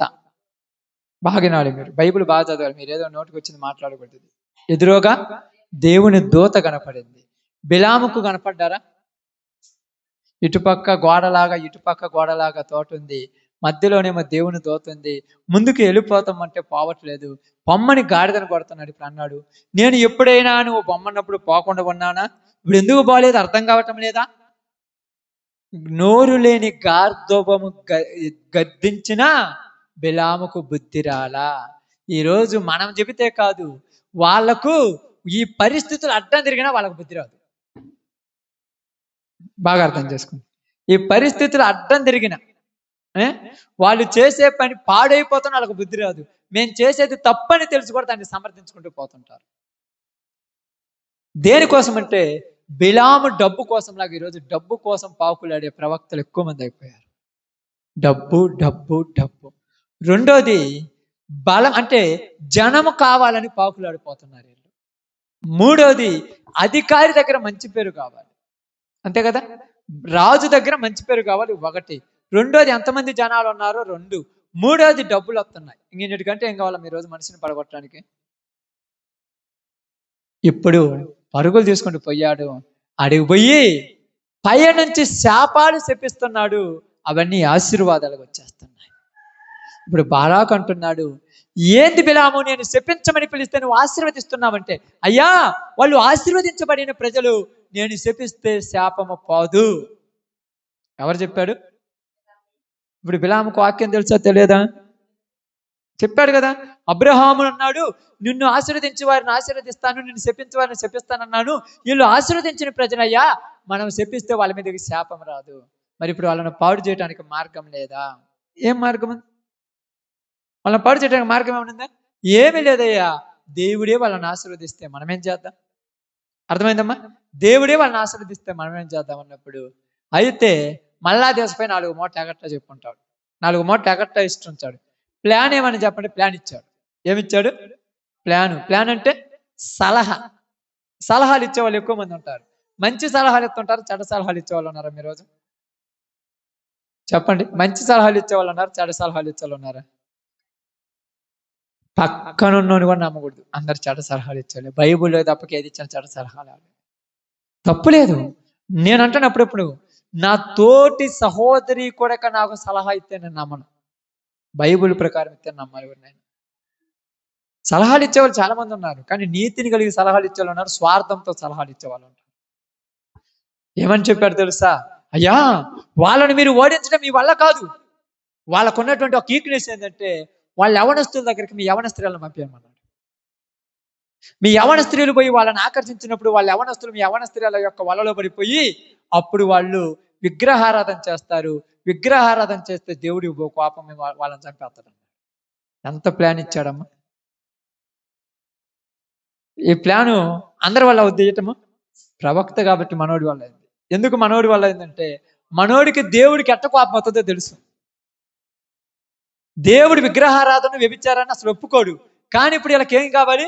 విగ్రహారాధనలోనికి వ్యభిచారంలోనికి వీళ్ళని పంపించాలి. వీళ్ళని పంపంటే వీళ్ళని పోయి విగ్రహారాధన చేయమంటే పోయి దేయం కాడ దండం పెట్టమంటే పెడతారు మీరు? ఎవరైనా పెడతారమ్మా? నిజంగా చెప్పండి, పెట్టేవాళ్ళు ఉన్నారా? దండం పెట్టేవాళ్ళు ఎవరైనా ఉన్నారా? ఎవరు లేరు. టెంకాయ కొడతారు. ఎక్కువ టెంకాయ కూడా కొట్టరు. ఇప్పుడు ఏం చేశారు? వాళ్ళు రమ్మంటే రారు. వాళ్ళ యవనస్తులు కొంతమంది ఉన్నారు, పనికి మాలిన వాళ్ళు. మీ దగ్గర ఉన్నటువంటి కొంతమంది అందమైన స్త్రీలను వాళ్ళ దగ్గర పంపాను అన్నాడు. అసలు ఏంది? ఏ సలహాలు ఇస్తున్నాడు? ఏ ప్రవక్త ఏ సలహా, ఎవరికి సలహాలు ఇస్తున్నాడు? బాలాకు రాజుకు సలహాలు ఇస్తున్నాడు. ఈడు మొదలే ఎదురు చూసేవాడిగా, దేనికైనా ఎదురు తగ్గుతారు. అవసరమైతే అందితే జుట్టు అట్ట రకాల జనాలు. ఒకప్పుడేమో మీరు మంచి వాళ్ళు పొమ్మంటారు, తర్వాత మళ్ళీ మీరే కావాలంటారు. ఏంది అసలు అర్థం కాలేదు. ఎప్పుడు ఒకే మాట మీద ఉండాలి ప్రవక్త అనేవాడు. ప్రాణం పోయేదాకా మాట మార్చకూడదు. చేసింది తప్పో ఒప్పో దేవుడు చూసుకుంటాడు. నీ ప్రవక్తను బట్టి నీకు మాట ఉండాలి ఒకటే. ఇప్పుడు ఆ యవన స్త్రీలను నా దగ్గర పంపిస్తే అక్కడ ఉన్న వాళ్ళు ఆకర్షించబడి, అందరం కరెక్ట్గా ఉండే వాళ్ళు ఉంటారు కదమ్మా, కొంతమంది ఆకర్షించబడి వీళ్ళతో వాళ్ళు పాపం చేయటం వల్ల వాళ్ళు వీళ్ళని ఎక్కడే తీసుకొచ్చారంటే విగ్రహారాధన దగ్గర తీసుకొచ్చారు. పడిపోతారయ్యా అంటే నేను చెప్పాను, సంసోనే సొలొమోనే ఆఫ్టర్ ఆల్ వాళ్ళు ఎంత పాపం ఏం తెలియని వాళ్ళు. ఇప్పుడు వాళ్ళు వీళ్ళతో వ్యభిచారం చేయటం వల్ల ఒక్క దినమందే ఎంతమందిని చంపాడంట? 24,000 మందిని చంపేశాడు. ఇంచుమించు 23-24 వేల మందిని చంపేశారండి. ఎంతమందిని చంపడానికి కారణం ఎవరు? ఆమేన్. ఎవరమ్మా? బిలాం. ఇప్పుడు కూడా అలాంటి త్రోవలో నడిచేటువంటి వాళ్ళు ఉన్నారు. వీళ్ళు తప్పుడు మార్గంలో బోధిస్తున్నారు సంఘాలకు. ఏ మార్గం అంట? తప్పుడు మార్గం, మంచి మార్గం కాదు. ఈ తప్పుడు మార్గంలో బోధించి లోకంతో వీళ్ళని వ్యభిచారం చేపిస్తున్నారు. దేంతో? ఇప్పుడు వాళ్ళు బిలాము ఇశ్రాయేలీయులకు ఎవరిని ఎరేయమన్నాడు? ఆ స్త్రీలను ఎరేయమని చెప్పాడు. బాగానండి, ఆ స్త్రీలను ఎరేయమని చెప్పాడు. ఆ స్త్రీలను ఎరేయటం వల్ల వాళ్ళు పట్టారు. ఇప్పుడు ఈ ప్రవక్తలు ఎవరిని ఎరేస్తున్నారు సంఘాలకి? లోకములో ఉన్నటువంటి పద్ధతులు. ఏంది ఆ పద్ధతి? కళ్ళు మూసుకొని 2 చేతులు ఎత్తి యేసు ప్రభుని ప్రార్థన చేస్తే నచ్చదు. డీజే బాక్స్ తెచ్చి పాట పెట్టి ఆ మ్యూజిక్ లో పాట పెట్టి డాన్స్ లేపితే నచ్చుతుంది అందరికి. దీన్ని వర్షిప్ అని చెప్పారు అందరికి. దీన్ని ఆరాధన అన్నాడు. అందుకే వీళ్ళు ఏమంటారు? ఈ మందిరానికి వస్తే ఉత్సాహం లేదు, అడిగిపోతే ఉత్సాహం ఉంది అంటారు. ఇప్పుడు వాళ్ళు వేసిన ఎర మనకు అర్థం కాలేదు. మనమేమనుకుంటున్నామంటే ఇది కూడా దేవుని పాటే కదా, దేవుని మాట కదా. దేవుని పాట దేవుని మాటని, దేవుని పాట దేవుని మాటని దేవుని బొమ్మ పెట్టుదా టెంకాయ కొట్టొచ్చా? బాగా అర్థం చేసుకోండి. దేవుని పాటే యేసు యేసు యేసు యేసు యేసు యేసు యేసు యేసు యేసు యేసు అని, ఆ యేసు అనే మాటని ఇంకొక విధంగా తీసి స్టెప్పులు ఎత్తే చూశారు కదా మొన్న. అది ఇంగ్లీష్ మ్యూజిక్లో ఒక ఆయన వేస్తున్నాడు, యేసు స్తోత్రం యేసు స్తోత్రం యేసు స్తోత్రం అని బ్రేక్ డాన్స్ చేస్తున్నాడు. యేసు స్తోత్రం, యేసు హల్లెలూయా, యేసు వందనాలు, యేసు స్తోత్రాలని ఆ యొక్క సినిమా మ్యూజిక్ దీనికి పెట్టుకొని డీజే పాట పెట్టుకున్నాడు. ఇంగ్లీష్ పాట, అది తెలుగు కాదు, ఇంగ్లీష్. ఆయన ఒక ఆయన మొన్న ఒకసారి వాళ్ళు వీళ్ళు రీల్స్లో చూస్తున్నప్పుడు ఒక ఆయన పాట పాడుతున్నాడు, ఒక పాస్టర్. పాట ఎలా ఉందంటే అంత ఇంగ్లీష్ పాట ఉంది. అది అంత యేసు నీకే స్తోత్రం, యేసు నీకే వందనాలు, యేసు నీకే వందనాలని అందరం లేపారు. మొత్తం చుట్టుపక్కల లైటింగ్ పెట్టాడు. ఆ లైటింగ్ ఫోకస్ జనాల మీద ఎట్టుంది, అది డిస్కో డ్యాన్స్ చేసినట్టు వేస్తున్నారు జనాలు. డిస్కో పాటలాగా, డిస్కో డ్యాన్స్ లాగా వేస్తున్నారు. ఇప్పుడు సంఘాలలో కూడా ఒక సంఘంలోనికి వెళ్ళిపోతే పాస్టర్లకే చెప్తున్నారు వీళ్ళు వచ్చి, పాస్టర్ గారు ఆ సంఘంలో ఉద్యమం బాగుంది, అక్కడ ఆరాధన చేస్తుంటే దెయ్యాలు బయటకు వస్తున్నాయి, మన సంఘంలో కూడా అందరం లేపి ఆరాధన చేపిద్దాం. చెప్పింది దేవుని మాటే కదా, తప్పు లేదుగా. దావీదు నాట్యం ఆడిండు కదా, నువ్వు దావీదువు కాదుగా. దావీదు ఒంటి మీద గుడ్డలు ఓడిపోయి, మరి మన ఒంటి మీద గుడ్డ ఓడిపోవుగా. దావీదు వీధులలో నాట్యం ఆడాడు, నువ్వు వీధులలో ఆడు, మరి చూద్దాం, మందిరంగంలో కాదు కదా. వీధులలో, నడి వీధులలో, రాజ వీధులలో దావీదు నాట్యం ఆడింది. మందసం ఎత్తుకోపోతాడు. ఇప్పుడు మందసాన్ని ఎత్తుకోపోయేదేం లేదు కదా. ఆయన సన్నిధిలోనికి వచ్చి ఆత్మతోనూ సత్యముతోనూ ఆరాధించే రోజులు పోయాయి. ప్రతి వాడు దానికి అలవాటు పడిపోయాడు. ఇప్పుడు అక్కడికి పోతే ఎంటర్టైన్మెంట్ ఉంటుంది, శరీరానికి సంతోషం ఉంటుంది, ఉత్సాహం ఉంటుంది, ఆనందం ఉంటుంది, జనాలు గుంపులు వచ్చేస్తారు. ఇప్పుడు వీళ్ళు ఎలాగైనా లోకంతో వ్యభిచారం చేపిచ్చేస్తున్నారు. ఇక్కడ డబ్బు మాయ అన్నీ అయిపోయారు. బిలాము నడిచినటువంటి తప్పు మార్గంలో నడిచిపోతున్నారు. అందువల్ల ఆ దినమున బిలాము చేసినట్టుగా ఈరోజు తప్పుడు బోధ చేసే వాళ్ళు ఎక్కువైపోయారు. తప్పుడు బోధలు, ఈ తప్పుడు బోధ సంఘంలో నుంచి లోకంలో నుంచి సంఘాల్లోనికి వచ్చింది. సంఘంలో తిష్ట వేసుకొని కూర్చుంది. అది ఎవరు ఏం చేయడానికి లేదు. పాస్టరే లోబడిపోయాడు, ఊరేం చేస్తారు? పాస్టరే లోబడిపోయారు, ఊరేం చేస్తారమ్మా? అందుకంటున్నాడు. తర్వాత ఏం చేశాడు? కొరాహు చేసినట్టు తిరస్కారం చేసి నశించింది. కొరాహు ఏం చేశాడు? తిరస్కరించాడు. ఎవరిని? మోసేను. ఏమని తిరస్కరించాడు? ఏమని తిరస్కరించాడు? మోసే యొక్క స్థానము ఈయన కావాలనుకున్నాడు. నువ్వేనా పోయి చేసే దేవునితో మాట్లాడితే మేము కూడా మాట్లాడతాము, నువ్వేనా నడిపించేది నేను కూడా నడిపిస్తానన్నాడు. ఇప్పుడు అయితే ధూపమేద్దాం పొమ్మన్నాడు. ధూపం కాలి చచ్చిపోయాడు. ఆ యొక్క భూమి నోరు తెరిచింది, నాశనం అయిపోయారు అందరూ. కొరాహులాగా తిరస్కారం. వీళ్ళు ముగ్గురిని ఎందుకు చూపెడుతున్నారంటే ఈరోజు లోకంలో జనములు ఉన్న దాంతో తృప్తి పడకుండా కొత్త దాని కోసం కొత్త పద్ధతిలో పోయి పాడైపోతున్నారు. కొత్త దానికోసం కొత్త పద్ధతిలో పోయి పాడైపోతున్నారు. అందుకనే తెలియకుండానే వెళ్ళిపోతాం, తెలిసి ఊడిపోమమ్మా. తెలియకుండానే వెళ్ళిపోతుంటాం. అందుకని ఏమన్నారు తర్వాత చదవండి. వీరు నిర్భయముగా మీతో విందు చేయుచు, అంటే సుభోజనము చేయుచు తమ్మును తాము నిర్భయముగా పోషించుకొనుచు మీ ప్రేమ విందులలో దొంగ మెట్టలుగా ఉన్నారు. వీరు గాలి చేత ఇటు అటు కొట్టుకొని పోవు నిర్జల మేఘములుగాను, కాయలు రాలి ఫలములు లేక 2 మారులు చచ్చి వేళ్లతో పెళ్ళగింపబడిన చెట్లుగాను ఉన్నారు. వీళ్ళు ఎలాంటి వాళ్ళు అంటమ్మా? ఎలాంటి వాళ్ళు అంట? వీరు నిర్భయముగా మీతో సుభోజనం చేయుదురంట. నిర్భయంగా, భయం లేకుండా వచ్చి కూర్చొని ప్రార్థన చేసి ఆరాధన చేసి భోజనం చేసి వెళ్ళిపోతారంట. భోజనం అంటే ఏంది? ప్రేమ విందులు దొంగ మెట్టలుగా కూర్చుంటారు. వీళ్ళు ఎప్పుడు పడితే అప్పుడు కాదు. అన్ని సంఘాలలో మీకు తెలుసో తెలియదు, మన సంఘంలోని ఆదివారం వచ్చే రొట్టె ఇచ్చేది ప్రతి సంఘంలో ఆదివారం నెలకు ఒకసారి. ఆ నెలకు ఒక రోజు వస్తే చాలు. వాళ్ళందరూ ఏమంటే ఆరాధన రోజు వస్తాం, మిగతా రోజు వచ్చినారా అప్పుడు మాకు సంబంధం లేదు. అంటే ఇదే సుభోజనం. ఇన్ని రోజులు ఆడ తిరిగి వచ్చావు, ఇలా చేస్తే బాగుంటుందని ఎవరు అడిగే వాళ్ళు ఉన్నారు ఎవరు? అంటే నిర్భయముగా అడిగే వాళ్ళు లేరు. అడిగితే అమ్మే అడిగితే రారు, అడగకపోతేనే పోతారు. ఇప్పుడు ఏం చేయాలి? అందుకని ఇక్కడ అదే చెప్తున్నారు, ప్రేమ విందులో దొంగ మెట్టలు. ఎలా అంటారు? దొంగ మెట్టలు కనపడరు, కనపడని డేంజర్ కాదు. కోరాహు చేసినట్టు ఇప్పుడు తీసుకొచ్చి చెప్తాడు, అక్కడ ఇక్కడ మొత్తాన్ని తీసుకొచ్చి చెప్తుంటారు. ఇవన్నీ వాళ్ళ పద్ధతి కావాల్సింది. బైబిల్లో ఉందా లేదని అడగండి, బైబిల్ గురించి వాళ్ళకి తెలియదు. మేము హోసన్న మినిస్ట్రీ కొనుము, ఆడ ఆరాధన చేస్తారు, ఆడ లేచి నిలబడతారు, ఆడ ప్రార్థన చేస్తారు. మేము పెంతకొస్తూ పోయాము, ఆడందరూ తెల్ల బట్టలు వేసుకుని రావాలి ఆదివారము, ఇది చేయాలంటారు. ఇది బైబిల్లో ఉందంటే బైబిల్తో మాకు పని లేదు, మా పాస్టర్ చేసిన మేము చేయాలి. బైబిల్తో పని లేదంటున్నారంటే వాళ్ళని మనం ఏమనాలి? బైబిల్లో ఉందా? ఉంటే మేము చేద్దాం, లేకపోతే నేను వచ్చి చెప్పినా చెయ్యొద్దు అన్నాడు పౌలు గారు. నేను చెప్పాగా, నేను వచ్చి మరలా చెప్పినా నన్ను కూడా నమ్మొద్దు అన్నాడు. లేకపోతే ఉంటే నన్ను కూడా నేను చెప్పింది కాదు అన్నా కూడా నన్ను కూడా నమ్మద్దాను. ఉంటే చెయ్యండి, లేకపోతే చెయ్యదు. ఈరోజు వాక్యం కోసం పరుగులు తీసేవాళ్ళు లేరు. దేనికోసం పరుగులు తీస్తున్నారు? ఆజర్ల కోసం పరుగులు తీసేవాళ్ళు అయిపోయారు. ఆదివారం చర్చికి పోయామా లేదంతే. ఏడవది కలుసుకున్నానంటే అడుగు తిరుగుతామా?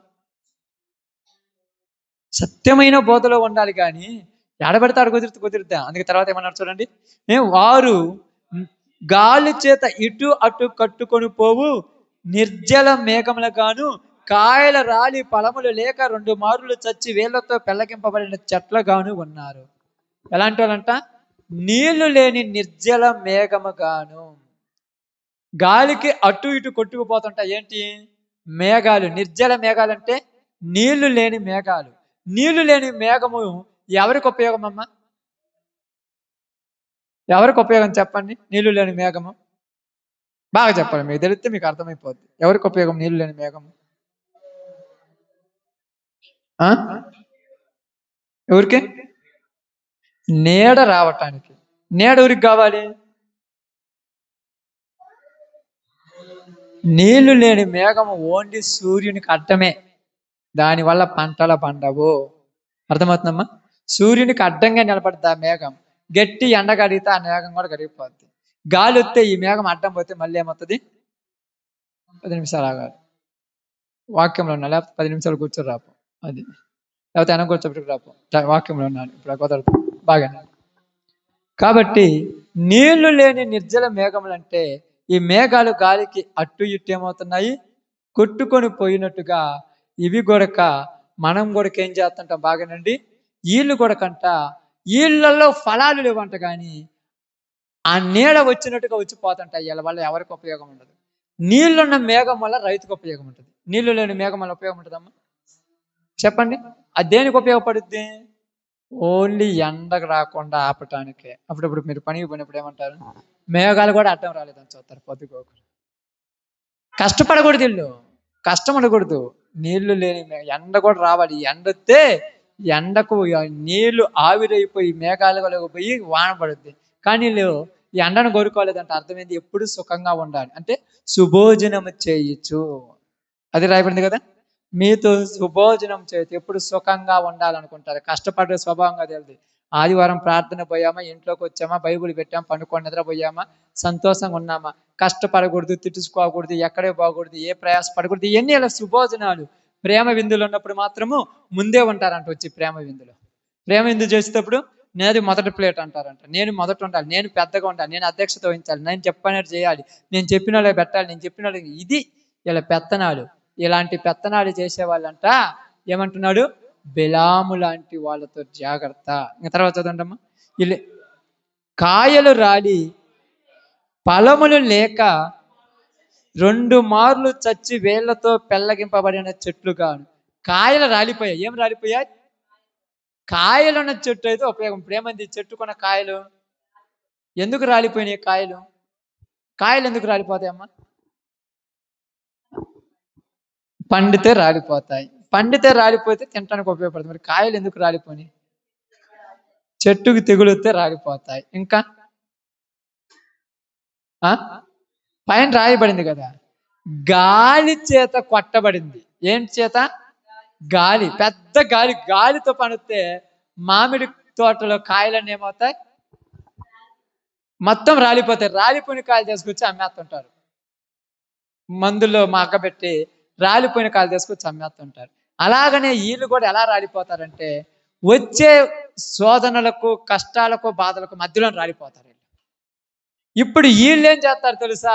రాలిపోయిన వాళ్ళు రాలిపోయినట్టు ఉండక వీళ్ళు వచ్చి ముందుండి మేము ఫస్ట్ నుంచి ప్రార్థన పోతున్నాం, నిన్న కాకుండా వచ్చేది బిల్డప్ చేస్తున్నారు. ఊరు పుట్టక ముందు నుంచి మేము ప్రార్థన చేసేవాళ్ళం, నిన్న కాకుండా వచ్చి మీరేందుకు చెబుతారు ప్రార్థన గురించి? మాకు ఊరు పుట్టక ముందు వచ్చినావు, ఏం ఉపయోగం ఉంది నీ వల్ల? నువ్వు రాలిపోయిన కాయలు రాలిపోయిన చెట్టు ఎవరికైనా ఉపయోగం ఉంటుందా? మరి దేనికి అది ఉపయోగపడేది?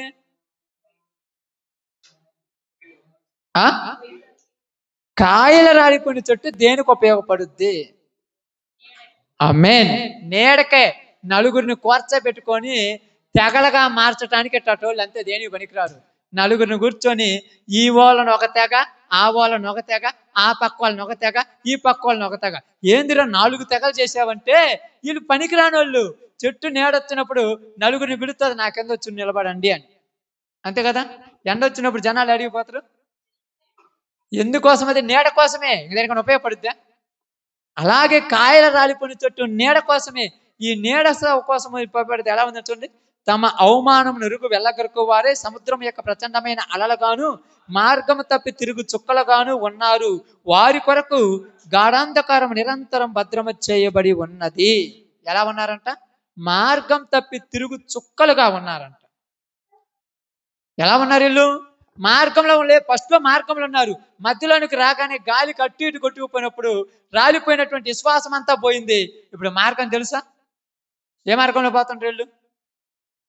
వాళ్ళకి మార్గం ఏంది? బైబిల్ ఏం చెప్పింది? మార్గము యేసు మార్గం. ఇప్పుడు వాళ్ళకి మార్గము డబ్బు, బంగారము, బంధువులు, ఆస్తి, ఐశ్వర్యము, సంపద, లోకము, పాపము. ఇదే వీళ్ళకి ఇప్పుడు మార్గము. దేవుడు ఆడండి. మార్గం తప్పిపోయారు. మార్గం తప్పిపోయిన వాడిని మళ్ళా మార్గంలోకి తీసుకురావటం కష్టమా కాదా? 7 మార్గంలోనికి తీసుకురాడు. ఏం చేస్తాడమ్మా?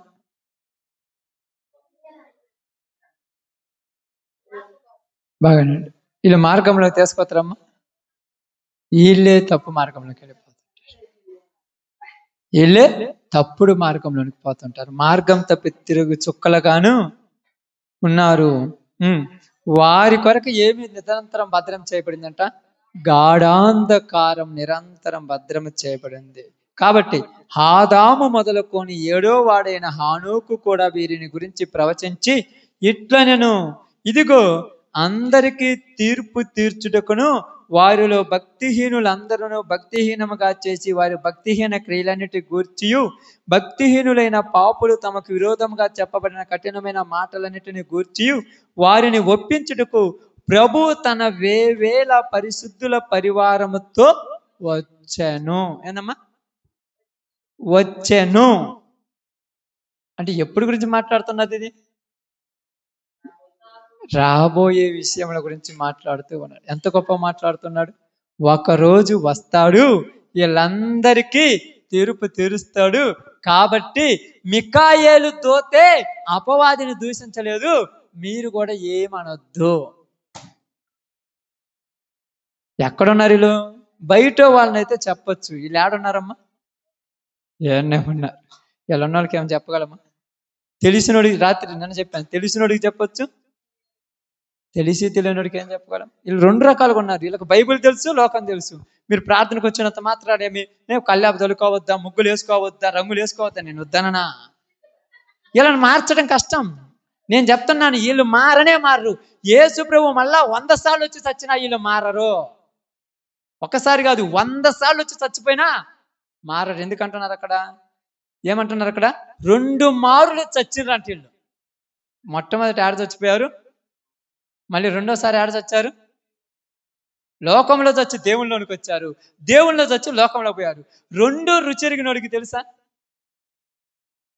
ఎర్రగనోడు కొత్త రుచి కోసం పాకులు ఆడతాడు. ఈ రుచి తెలుసు, ఆ రుచి తెలుసు, ఇంక ఆడ ఉంటాడు. అవసరమైనప్పుడు ఆడుంటాడు, అవసరం లేనప్పుడు ఆడుంటాడు. అందుకే కొన్ని విషయాలు కఠినంగా ఉండాలి, తప్పదు. బాధపడ్డారని చెప్పాలి. పౌలు గారు ఏమన్నా, మీరు బాధపడిరని నేను దుఃఖపడలేదు, కానీ బాధపడి మారు మనసు పొందారని నేను సంతోషిస్తున్నాను. బాధపడినందుకు దుఃఖపడాల్సిన పని, బాధపడి మారు మనసు పొందాలి. ఇప్పుడు అదే చెప్తున్నారు, కొన్ని విషయాలు కండిషన్లు పెట్టుకోవాలి, తప్పదు. మనకు మనం పెట్టుకోవాలి, మనం ఎవరికో పెట్టాల్సిన పనిలా. ముందు నేను కరెక్ట్గా ఉండాలి, ఒకరితో నాకు పని లేదు అనిపించాలి. అందుకని ఇక్కడ ఏమన్నారు తెలుసా? ప్రభు వచ్చినప్పుడు తీర్పు తీరుస్తాడు, వాళ్ళ గురించి మనకు అవసరం లేదు. అప్పుడప్పుడు చాలా మంది పాస్టర్ గారు వీళ్ళు ప్రార్థనకు వస్తున్నారు, వీళ్ళు కూడా పండగ చేశారు, వీళ్ళు కూడా కై తిరుగుతున్నారు, వీళ్ళు కూడా పాపాలు చేస్తారు, వీళ్ళు వ్యభిచారాలు చేస్తారు, దొంగతనాలు చేస్తున్నారు. నేను ఒకటే చెప్తాను, ప్రభువు ఒక రోజు వస్తాడు, ఆయన చూసుకుంటాడు. తీర్పు తీర్చేంత గొప్పని నేను కాదు. తప్పు చేసి ఉంటే ఆయన శిక్షిస్తాడు, నేను శిక్షించడానికి అంత గొప్పని ఏమన్నా? దావీదు తప్పు చేశాడు, నాతాను ప్రవక్త ద్వారా చెప్పించాడు, ఇప్పుడు వాక్యం ద్వారా చెప్పిస్తున్నాడు. బుద్ధి ఉన్నోడైతే మారతాడు, బుద్ధి లేనివాడైతే రెడీగా ఉంటాడు. దానికోసం, దేనికోసం? గాఢాంధకారం కోసం రెడీగా ఉంటాడు. బైబిల్ అదే చెప్పింది కదా, వీరు భద్రం చేసినాడు వాళ్ళని దానికోసం అన్నా కదా. భద్రం చేసి నరకం చేసింది ఊరి కోసం అమ్మ. మరి నరకం చేసిన తర్వాత మనుషులు లేకపోతే ఏం చేయాలి? మరి మీరు అందరూ అర్థం కావటం చెప్తాను, ఏమనుకోవద్దు. పొగా కొట్టారు, బ్యారిలో పెట్టారు, ఇప్పుడు కట్టెలు లేకుండా నిప్పి అట్టేయాలి. బాగానండి, బ్యారినీలకు పెట్టారు, ఇప్పుడు కట్టెలు కావాలి కదా. ఇప్పుడు ఆ కట్టెలనే రెడీ చేస్తుంది లోకం దేవుడు. మనం ఏం భయపడద్దు. నేను కట్టెనైతే నన్ను కూడా రెడీ చేస్తాడు, నువ్వు కట్టెవైతే నువ్వు రెడీ చేస్తాడు, నువ్వైతే ఎవరినే రెడీ చేస్తాడు. ఎందుకు చెప్తున్నాను అంటే ఇక్కడ బాగా అర్థం చేసుకోండి. ఒక్క మారు మారి మళ్ళా లోకంలోకి పోయారు వీళ్ళు. వీళ్ళతో డేంజర్, వీళ్ళు చాలా డేంజర్. ఒకప్పుడు వద్దన్నాను, నాకు అసలుకి ఈ లోకంలో ఏది వద్దన్నాను, మళ్ళా అదే కావాలన్నా మనం మార్చలేమమ్మా. ఉదాహరణకు నేను ఉన్నాను అనుకోండి, నేను ఉద్యోగం వద్దన్నాను ఈరోజు, మరలా 4 సంవత్సరాల తర్వాత నాకు 4 పిల్లలు పుట్టారు, ఇలా బతికేయలేను, ఉద్యోగం చేస్తా పోదామని పోయింది అనుకో. ఇప్పుడు మీరు వచ్చి నన్ను ఉద్యోగం మారిపోతుంది అంటాను తెలుసా, మీ అందరికంటే ఎక్కువ బైబిల్ చదివించినాను, మీరు నాకు చెప్పేది ఏంటంటాను. అర్థమైందా? ఒక ఎగ్జాంపుల్, నేను అప్పుడప్పుడు చాలాసార్లు కూడా నేను ఇప్పుడు ఒక వాగ్దానం చేసేది కొన్ని చెయ్యను కాబట్టి చేస్తాను, చేసే వాటిని చేయను. ఇప్పుడు పొలం విషయం చెప్తాను, నేను బతికినంత కాలం పొలం వేస్తానని చెప్తాను. నేను బతకాలి కాబట్టి వేస్తాను, నేను చెప్తూనే ఉంటాను. అది నాకు కావాలని చెప్పాను, ఉద్యోగం చేయను అన్నాను. ఇప్పుడు పొలం నేను ఏంటంటే 4 సంవత్సరాల తర్వాత మీకు అందరూ పండిందని మళ్ళీ నేను వచ్చేసింది అనుకో, నన్ను మీరు మార్చలేరు. ఎందుకంటే బైబుల్ తెలుసు, లోకం తెలుసు. నన్ను ఎప్పుడు మారుతారు మీరు? కక్కిన కూటికి ఆశపడ్డోని ఊరు మార్చలేరు. ఇది కక్కిన కూడది, దానికి ఆశపడకూడదు. అలాగే ఇక్కడ బైబిల్ అంటుంది, వీళ్ళు లోకంలో చచ్చిపోయారు, దేవుళ్ళలో చచ్చిపోయారు. ఇప్పుడు వీళ్ళు అన్ని 2 ఎరిగినోడిని ఏం చేయగలం? అక్కడ చూడు, బావిలో ఈదినోడిని బయట ఈది కప్పంది, 2 దిక్కులు బతుకుద్ది. దాంతో డేంజర్ అంటాము. నీళ్ళన్నీ కొట్టేస్తే కప్ప బుద్ధి బయట పడుద్ది అంటాం. నీళ్ళు కొట్టేస్తే ఏడ బతకుద్ది? బయట కూడా బతకగలదు. అలాగనుకుంటే అపవాది ఏమనుకున్నది, వీడికి కష్టాలు పెడితే వీడు బాధలు పడతాడు అన్నప్పుడు, కష్టాలు వచ్చినామంటే మళ్ళీ అడిగిపోయాడు గెహజీలాగా వద్దు అనుకున్న దానికోసం మళ్ళీ పరుగులు తీసుకొని పోయాడు. అప్పుడప్పుడు చాలా మంది పాస్టర్లు ఉన్నాయి, ఏం పాస్టర్ గారు మీరు అసలు దీన్ని జోడు రానంటే మళ్ళీ వచ్చారు అంటే, దేవుడు ఏమన్నా వద్దన్నాడా, మరి నువ్వు ఎందుకు వద్దన్నా అని చెప్పావేనని, ఎందుకు చేయనమ్మా కొన్నిసార్లు అంటారు కొంతమంది. మీరు అంటే మీరు తీసుకుంటారు నాకు తెలియదు. కొంతమంది ఏమంటారంటే, ఇక నేను ఎప్పటికీ ఏం చేస్తారంటే, కొంతమంది అనుకుంటారు నేను ఎప్పటికీ మాంసం తిన్నాను అనుకుంటారు. కొంతమంది పౌలు గారు లాగా తిన్నా అనుకుంటారు, మళ్ళా కొన్ని రోజుల తర్వాత తింటారు. నేను ఊరు వద్దామన్నారు, నేను ఊరు తినమన్నారు. వద్దనుకుంది నువ్వే, తిన్నది నువ్వే, కానీ 10 మందిలో నీ మాట బాగుండదు, నీకు విలువ ఉండదు. మిగతా నువ్వు తిన్నా ఉపయోగం లేదు, తినకపోయినా ఉపయోగం, నీకే విలువ ఉండదు. అలాగే వద్దనుకున్న వాటిని చేసినోడికి ఆడ విలువ ఉండదు, వాడికి విలువ కూడా ఏదో ఆడకూడక. అందుకని ఇక్కడ అంటున్నారు, వీళ్ళ కోసం మనం ఏం చేయొద్దు, దేవుడు రెడీ చేశాడు. తర్వాత చదవండమ్మా, సమయం అవుతుంది. ఉమ్. అయితే వారు తమ దురాశల చొప్పున నడుచుచు లాభము నిమిత్తం మనుషులను కొనియాడుచు సనుగువారును తమ గతిని గూర్చి నిందించు వారినై ఉన్నారు. వారి నోరు డంబమైన మాటలు పలుకును. ఆమేన్. ఎలా నడుచుకుంటున్నారంటే వీళ్ళు దురాశ. అసలు ఆశే వద్దనుకున్నాడు, మళ్ళీ దురాశ నుంచి వచ్చిందమ్మా, యా నుంచి వచ్చింది చెప్పండి? దురాశ ఉండొచ్చా? ఉండకూడదు. అసలు వద్దనుకున్నాను. పౌలు గారు ఏమనుకున్నాడు? సమస్తంలో నేను పెంటతో సమానంగా చేసుకున్నాను అనుకున్నాడు. మరలా ఆ యొక్క పెస్తు అనేటువంటి ఆ రాజు పిలిచినప్పుడు ఆయన ఆ యొక్క అధికారి దగ్గర పోయి, రాజా మీరు డబ్బులు ఇస్తే మీ మాట వింటానంటే ఇంకా అధికారం అసలు ఆ వస్తువు నష్టపరచుకోవడం అవసరం ఏముంది? దురాశ మనుషుల్ని ఎంతకైనా తెగించేటట్టు చేస్తుంది. దురాశ మనుషులోనికి గర్వము, అహంకారం, లెక్కలేనితనం తీసుకొస్తుంది. దురాశ మనుషులోనికి ఎదుటి వాళ్ళను తృణీకరించేటువంటి స్వభావం తీసుకొస్తుంది. ఈరోజు దురాశలు జనాల్లోనికి పంపించింది దెయ్యం. అది ఎవరెవరికి వస్తే పర్లా, బిలాములో నుంచే ప్రారంభమైంది దురాశ, గెహజీలో నుంచే ప్రారంభమైంది దురాశ. అంటే నేను ఇలా పేర్లు ఎందుకు చెప్తున్నాను? ప్రవక్తలు మా దగ్గర నుంచే స్టార్ట్ అవుతుంది దురాశ. మీరెంత ఆఫ్టర్ మాకే ఏమొద్దు అనుకుంటాం, మళ్ళీ మొత్తం కావాలని దాచిపెట్టుకుంటున్నాం. మీరెంత ఆఫ్టర్ అంటే మీరు అనొచ్చు మీరు తక్కువ అంటే, బైబిల్ మొత్తం తెలిసి దేవుని మా వాక్యాన్ని బోధిస్తున్న సేవకుల్లోనే కండిషన్ లేవు, విశ్వాసులు నుంచి వస్తాయి. అందుకేమన్నాడంటే ఎవరిని ఏమనొద్దు, ఎవరికి కావాల్సింది నేను వచ్చినప్పుడు ఇస్తాను బహుమానం అన్నాడు. అప్పుడప్పుడు నేను చాలా మంది కాడికి పోయినప్పుడు కొంతమంది గురించి నా కాడికి వచ్చి చెప్తారు కొంతమంది, నీకెందుకమ్మా వాళ్ళతోటి, నీ భక్తి నువ్వు చూసుకో, నీ భక్తి నువ్వు చూసుకోయి అంటాను అంతే. వాళ్ళు ఎట్లా చేశారన్నా, వాళ్ళు ఎట్లా చేశారన్నా, నువ్వు చేస్తే వాళ్ళు చేస్తే చేయని, నీకెందుకు, నువ్వు ఎట్టను అసలు, ముందు నీ బుద్ధి మార్చుకోమని చెప్తుంటాను. చాలా మంది చెప్పాను నేనట్లా. కొంతమంది గురించి వాళ్ళకి నేనంటే పడదని, వాళ్ళకి నానంటే పడదని, నాకు వాళ్ళంటే పడదని వీళ్ళు ఊహించుకొని నా దగ్గరకు వచ్చి వాళ్ళ మీద లేనిపోయి చెప్పినప్పుడు, ఉన్నాయి చెప్పినా కూడా నేనేమంటానంటే, నీకెందుకు వాళ్ళతోటి, నీది నువ్వు చూసుకోమంటా. వాళ్ళతోటి నీకెందుకు అని అంటున్నావు ఏంటంటే, వాళ్ళ గురించి చెడుగా చెప్తున్నావంటే రేపు నా గురించి కూడా చెడుగా చెప్తావు, నా గురించి చెడుగా చెప్పావంటే రేపు నీ గురించి కూడా చెడ్డగా చెప్పుకుంటావు, నీ కడుపును పుట్టిన బిడ్డ గురించి కూడా చెడ్డగా చెప్పుకుంటావు అన్నాను. అంటే చెడ్డది ఎంత దారి తెత్తదంటే, పులిసినిపిని కొంచెమైనా, మీకు అర్థం కావటం బాగా చెప్తా చూడండి, బాగా అర్థం కావటం చెప్తాను. పాపానికి అలవాటు పడిన స్త్రీ కానీ పురుషుడు కానీ కన్న కూతురునైనా కన్న కొడుకుతోనైనా పాపం చేయడానికి రెడీ అయిపోతారు. ఈ అలవాటు పడ్డోళ్ళు, అలవాటు లేని వాళ్ళు చీ అనుకుంటారు. అర్థమవుతుంది? బానిస కాకూడదు దేనికి కూడా. అది డబ్బు అయినా, అది ఆశలైనా, అది దురాశ అయినా దేనికి బానిస కాకూడదు. ఒకసారి తప్పులో పోయిన చీ అనుకోని దాన్ని బయటికి రావాలి, కానీ దాని జోలికి పోకూడదు. అందుకే ఇక్కడ ఏమంటున్నారంటే, ప్రచండమైన అలలుగాను గాలికి ఇటు అటు కొట్టుకుపోతున్నారు.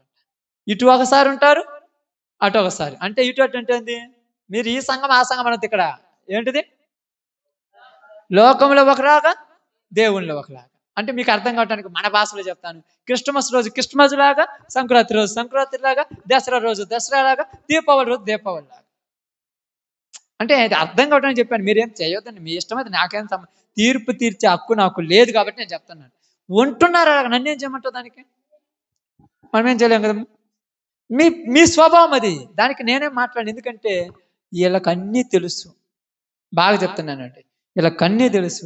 ముఖ్యంగా అంటే ఈ మాట వాడకూడదు, కానీ నేను వాడుతున్నాను, ఏమనుకోవద్దు. క్రిస్టియన్స్ అనే వాళ్ళే అన్ని తప్పులు చేస్తుంటారు. పుట్టినప్పుడు నుంచి మేము ప్రార్థన పోతున్నామంటారు చూడు, వాళ్ళే తప్పులు చేసేది. కొత్తగా నమ్మి వచ్చిన వాళ్ళు అసలు తప్పు చేయరు, వాళ్ళు భయపడతారు. క్రిస్టియన్ పాలలో ఉన్న పిల్లలు చూడండి, ఎప్పుడు తాగి రోడ్ల మీద పొరలాడటమే. ప్రార్థనకు వచ్చి మారు మనసు పొందిన తర్వాత అన్యులు బిడ్డలు చూడండి తప్పులు కూడా చేయడానికి భయపడుతుంటారు. వాళ్ళు అంటారు, ఏంది మేము మా తాత ముత్తాతల కాలం నుంచి ప్రార్థన పోతాను, నేను నేను తాగట్లా. అబ్బో నువ్వేంది పెద్ద భక్తి పరులాగో.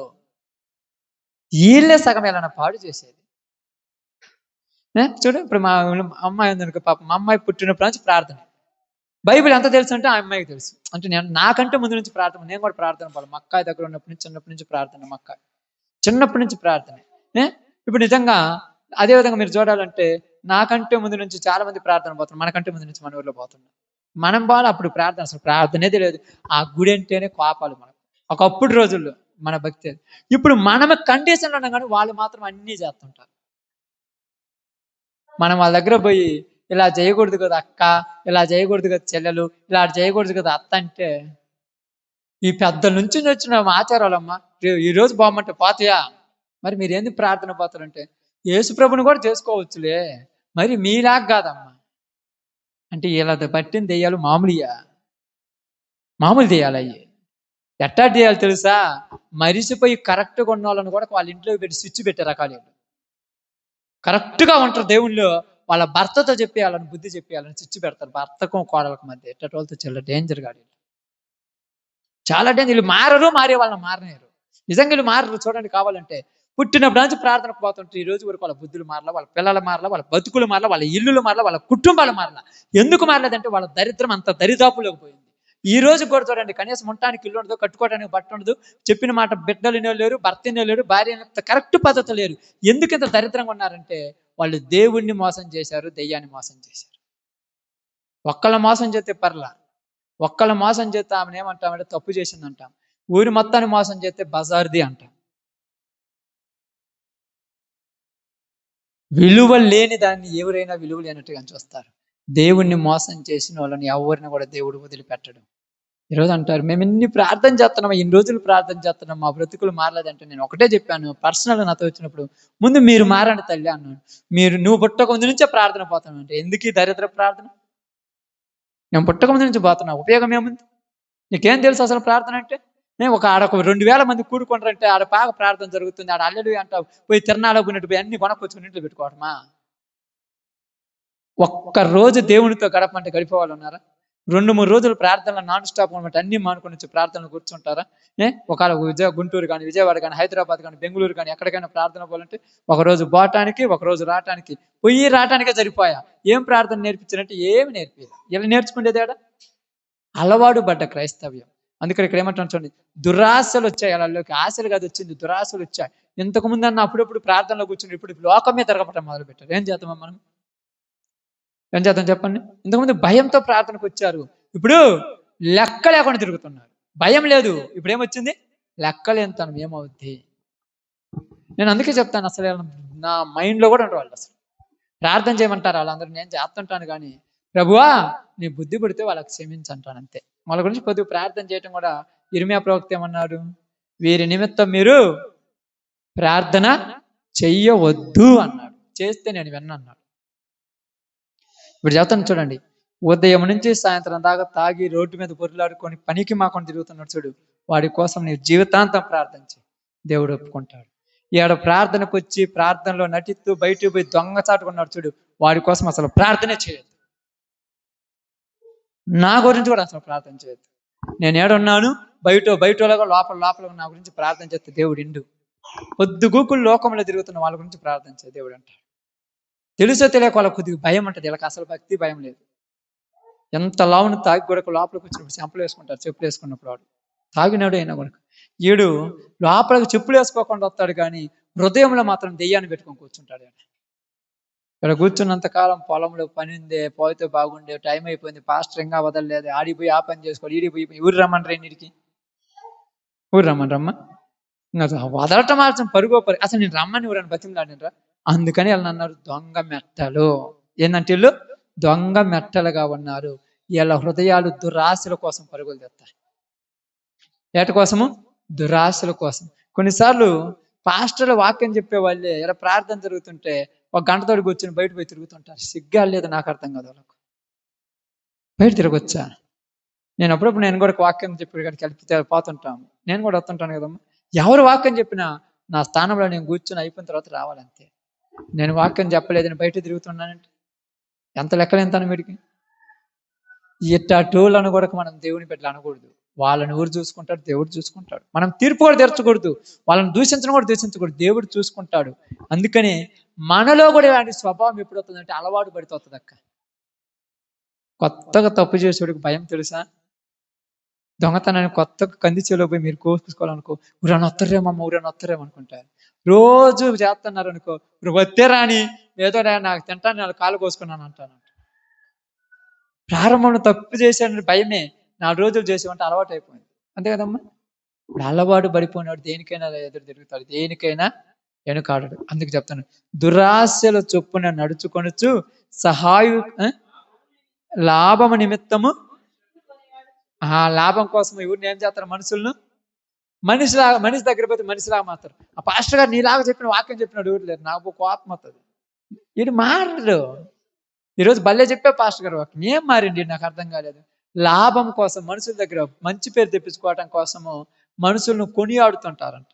అప్పుడప్పుడు చాలా మంది అంటారు, భలే చెప్పావంటే నేను పక్కా పిలిచి చెప్తాను, అందరూ చెప్పండి, ముందు నువ్వు మారు బ్రదర్, బాగుంటుంది అంట, నువ్వు అలా నడుచుకుంటున్నావు అంట, ఇంకేం మాట్లాడు. అప్పుడు అంటారు, నువ్వు మంచిగా చెప్పిందన్న కోపం, అంటే నువ్వు మంచిగా చెప్పలా, నన్నే హేళన చేస్తున్నావు, నీకు అర్థం కాలేవాడు. భలే పాట పాడావు అనేది చూడు, భలే పాడావు పాట అనేది చూడు. నేను మామూలు వాళ్ళు అనుకున్నారు, వీళ్ళు డేంజర్ గాళ్ళు. వీళ్ళు ఎలాంటి డేంజర్ గాళ్ళు అంటే, ఇస్కరియోతు యోధా అన్న పక్కలో ఉండి అమ్మాడు. వీళ్ళు అట్ట కాదు, మనతో ఉండి మనల్ని అమ్మేస్తారు. మామూలు కాదు వీళ్ళు. అందుకన్నాడు, దురాశల చొప్పున మనుషులను, లాభం నిమిత్తం మనుషులను కొనియాడుచు ఏం చేస్తుంటారంట? ఎక్కడ చదువుతారు? శనిగా తేడా అదే, ఎక్కడ చదువుతుంటారమ్మా? ఎక్కడ చదువుతుంటే వెనక కూర్చుంటారు, బాగు చేస్తున్నాంలయ్యా, మాకు తెలుసులయ్యా. సనుగు వాళ్ళు గొణుగుతుంటారు. సనగటము గొనగటం ఇలా పని ఇంకేమీ లేదు. ఇళ్లలో గొణుగుతుంటారు అనుకున్నట్టుగా ఎప్పుడు గొణుగుతూనే ఉంటారు జీవితంలో. సనగటము గొణుగువారును తమ గతిని గుర్చి ఎవరని నిందిస్తున్నారు? అమ్మ తమ గతిని గురించి? ఆమె దేవుని నిందిస్తారు. ఎందుకు నాకు ఈ పరిస్థితి వచ్చింది ఎప్పుడన్నా ఆలోచిస్తారా? దేవుడు అనేవాడు ఉంటే ఏం కష్టాలే, మాకు ఈ కష్టాలు, నాకేంది బాధలు? దేవుడు అనేవాడు ఉంటే దేవుడు లేడు, ఏం లేడు, లేకపోతే నాకేంది బాధలు? ఎప్పుడు గొణుగుతూ ఉండే వాళ్ళకి ఏం బుద్ధులు వస్తాయమ్మా? తర్వాత చూడండి, మనం చదువుకున్నాం, వీళ్ళ నోరు ఏం జరుగుద్దంట? డంబమైన మాటలు పలుకును.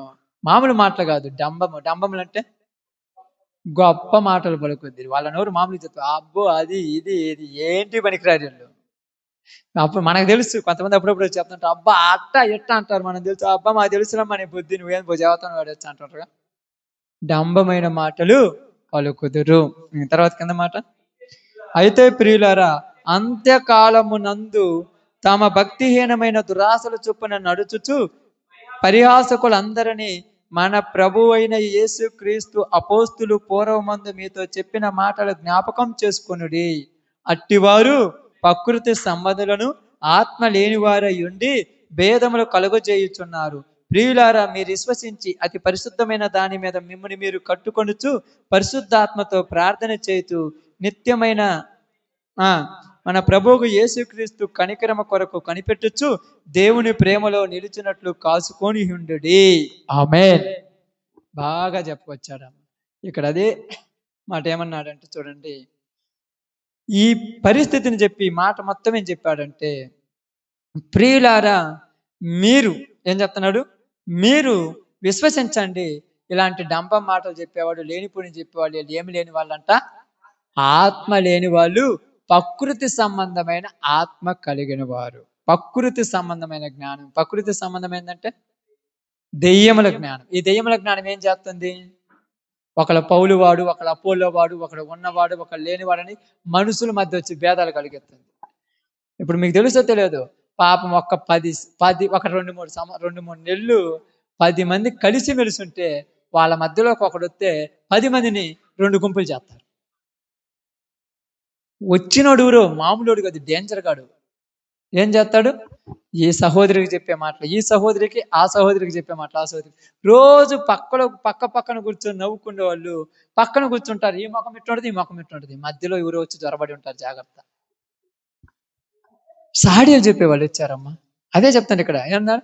ప్రకృతి సంబంధమైన ఆత్మ కలిగిన వారే భేదములు కలిగించుచున్నారు. భేదములు కలుగు చేయుచున్నారు. సంఘాలలో భేదాలు కలుగు చేస్తున్నారు. ఇప్పుడు మనం ఏం చేద్దాం?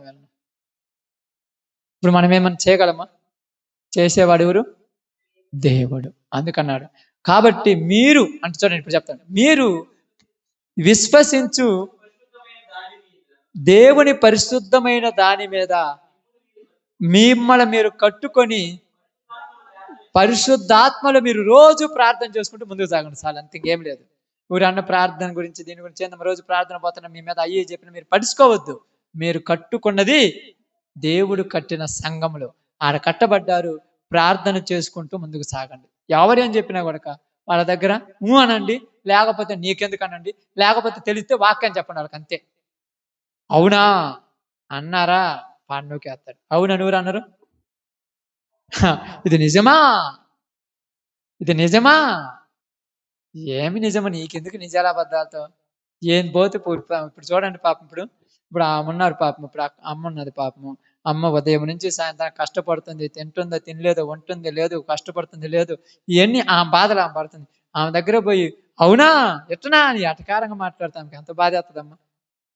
నీ కష్టం నీకు తెలుసు, నువ్వు ఎంత ఏడుతున్నావు, ఎంత బాధపడుతున్నావు, ఎంత దుఃఖపడుతున్నావు నీకు తెలుసు.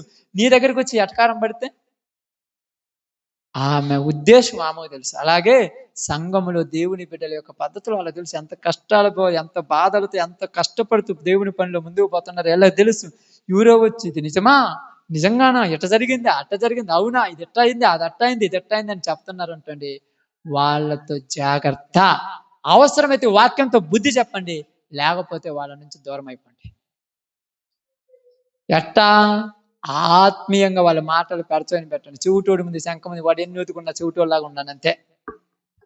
అప్పుడు మరి మేము ఎలా ఉండాలంటే పరిశుద్ధాత్మలో మిమ్మల్ని దేని మీద దేవుడు కట్టాడో దానిలో ఇంకా ఎదిగి ప్రార్థన చేసుకోండి. ప్రభువా ఇలాంటి మాటలు వస్తున్నాయి, ఆ మాటలు నా మనసు ఒకవేళ నమ్ముతుందేమో, అవి నమ్మకుండా ఇదిగో నేను సత్యమైన బోధ కొరకు ప్రయాసపడాలన్నావు, పాకులాడాలన్నావు, దానికోసం నేను పాకులాడటానికి నన్ను నేను కట్టుకోవటానికి నీ శక్తి నాకు దయచేయి. ఏ సనుగుడు మాటలు, ఏ వ్యర్థమైన మాటలు, ఏ పనికి మాలిన మాటలు నా చెవికొచ్చినా నేను వాటిని పక్కకు నెట్టేసుకొని ఈ స్థలములో, ఈ సంఘములో అంటే ఈ యొక్క వాక్యములో కట్టబడి నేను ఈ యొక్క సన్నిధిలో అంటే దేవుని సంఘములో నిరంతరము అభివృద్ధి చెంది అనేకులు నీ దగ్గరకు నడిపించే భాగ్యం దయచేయమని అంతే ప్రార్థన చేయాలి. కానీ నిజమా, అవునా, ఇట్లా అన్నారా, అటు చేశారు, అమ్మో నేనైతే నాకు అవసరం లేదు, నేను ప్రార్థన పాప తూరికి నష్టమమ్మా, నువ్వు మందిరానికి కదా తూరికి నష్టమమ్మా. ఉదాహరణకు ఆమె ఉంది అనుకోండి, ఆమె ఏం చెప్పిందని అట్టయితే రేపు రాంచి నేను నా గురించి చెప్పిన రాకి నేను రాంచి నువ్వు రాకపోతే నాకు నష్టమని నేను చెప్పుకొని ఉంటామా, నేను ఒకళ్ళు చెప్పుకొని ఉంటాను, నువ్వు రాకపోతే నేను వాళ్ళు ఏం చెప్పుకొని ఉంటారా. బైబిల్ చెప్పింది చెప్పాలంతే.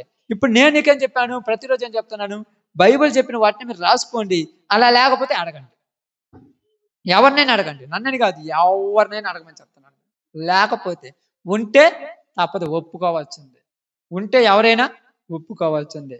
కాబట్టి యేసుక్రీస్తు రాకడ కొరకు మిమ్మల్ని మీరేం చేసుకోమంటున్నాడు, కనిపెట్టుచు దేవుని ప్రేమలో నిలిచినట్లు కాచుకొని ఉండండి. దేవుడు వస్తే తొందరగా వెళ్ళిపోవాలని కాచుకొని ఉండండి. ఇంకా ఏటి మీద దిష్టి ఉంచొద్దు, మనకు వస్తుంటాయి, జరుగుతుంటే పోతుంటాయి.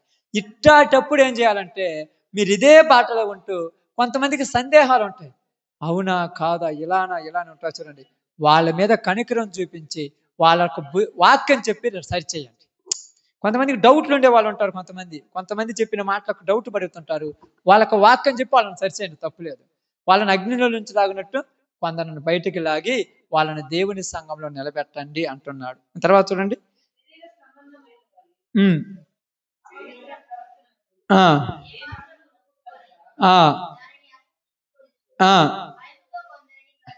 వాళ్ళు శరీర సంబంధమైన పాపాలు చేస్తారు, దానికి మనం భయపడకూడదు, చేసుకొని కానీ వాళ్ళ మీద మనం కనికరం చూపించు వాళ్ళని ఏం చేయాలంట, కరుణించాలి. భయంతో వాళ్ళని, పాపాన్ని అసహించుకోవాలి, పాపిని కరుణించాలి.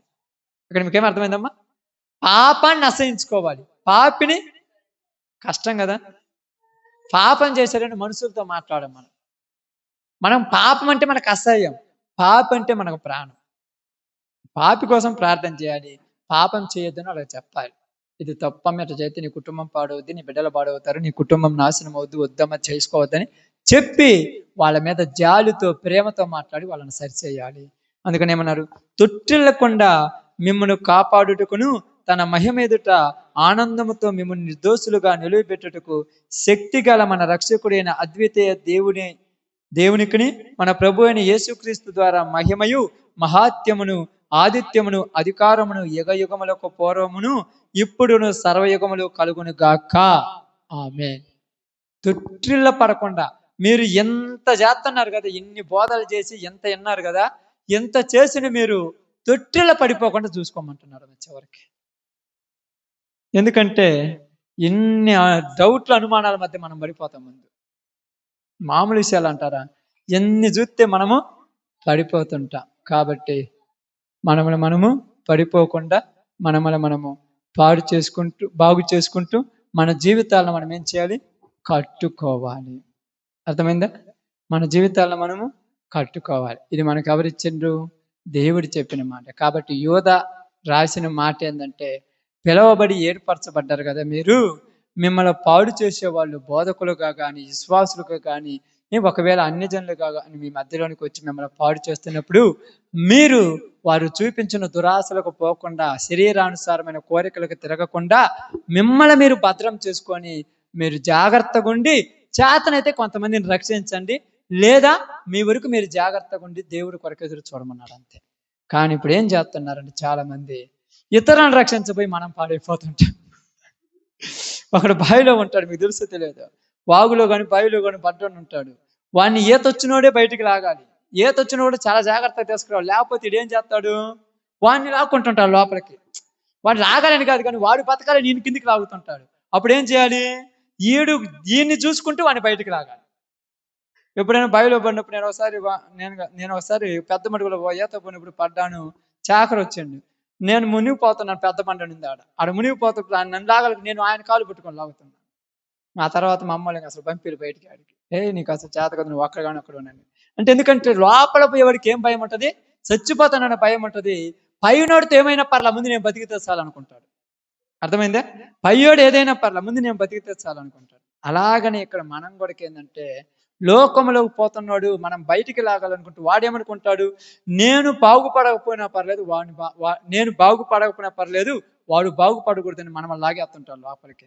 అందుకని మనము వాళ్ళకు వాక్యం చెప్పడానికి పోతే వాళ్ళు మనకు లోకం గురించి చెప్తుంటారు పొద్దుకోకుండా. అర్థమైందా? ఇప్పుడు మా అమ్మాయి ఉందనుకోండి, ఉదాహరణకు ప్రసాద్ పడిపోవటానికి మురళి పడిపోవడానికి రెడీగా ఉంటారు అనుకోండి, వాళ్ళ కాడికి పోయి వాక్యం చెప్పాలనుకుంటే వాళ్ళు నా గురించి మా అమ్మాయికి సాటే చెప్పడం మొదలుపెట్టారు, మీ అమ్మాయిని కూడా పడగొట్టాలి. ఇప్పుడు వీళ్ళు ఏం చేయాలి, వరి వీళ్ళ కాడికి పోతే నేను డేంజర్లో పడిపోతున్నాను, కాబట్టి ముందు నేను కరెక్ట్గా నిలబడి ప్రార్థనలో నిలబడుతూ వాళ్ళని లాగితే లాగా, లేకపోతే మేలకుండా ఉండాలి అంతే. అలా కాకుండా అవునా మీరు చెప్పేది నిజమేనా, అట్టయితే ఒకసారి తేల్చుకుంటాను అనుకుంటే ముందు నీ విశ్వాసం పోద్ది, ముందు నువ్వు దిగజారిపోతావు, నువ్వు దిగజారిపోయిన తర్వాత నువ్వు పడిపోయిన తర్వాత నువ్వు నేను లేపాలి. అందుకని ఇక్కడ ఏమన్నాడంటే, మీ విశ్వాసం మీరు కాపాడుకొని మీ చేతనైనంత వరకు బోధ నిమిత్తం పోరాడండి, అంతేగాని బోధ నిమిత్తం పోరాడుతూ మీరు పడిపోతుంటారు అనుకోండి, ఉపయోగం ఏముంది? అంతే కదమ్మా. అప్పుడప్పుడు మా అమ్మాయి అనుకో, పాపం ఎగ్జామ్ రాస్తుంటావు, మీ ఫ్రెండ్ పాపం రాలేదు, మా అమ్మాయి చూపించాలని నువ్వు ఆ యొక్క అడిషనల్ సీట్స్ మొత్తం ఇచ్చినావు అనుకో, ఇన్విజిలేటర్ వస్తే కాపీ కొడుతున్నావు అని అమ్మాయికి డీపార్ చేస్తాను, నేను చేస్తాడా? ఆ అమ్మాయి ఏమంటాడు, నిజాన్ని నాకు తెలియదు సార్, ఆ అమ్మాయి సార్ నాకు సంబంధం లేదు అంటది. అమ్మ నేను నిన్ను కాపాడాలని పాస్ చేయాలనుకో, నీ మీద చేయాలి చూపెడితే నువ్వు నా మీద చెప్పినట్టు, అమ్మ ఈ గండం బయట తెరిస్తే సార్ నాకెందుకు నీతోటి, ముందు ఎవరు బయటపడితే వాళ్ళదే.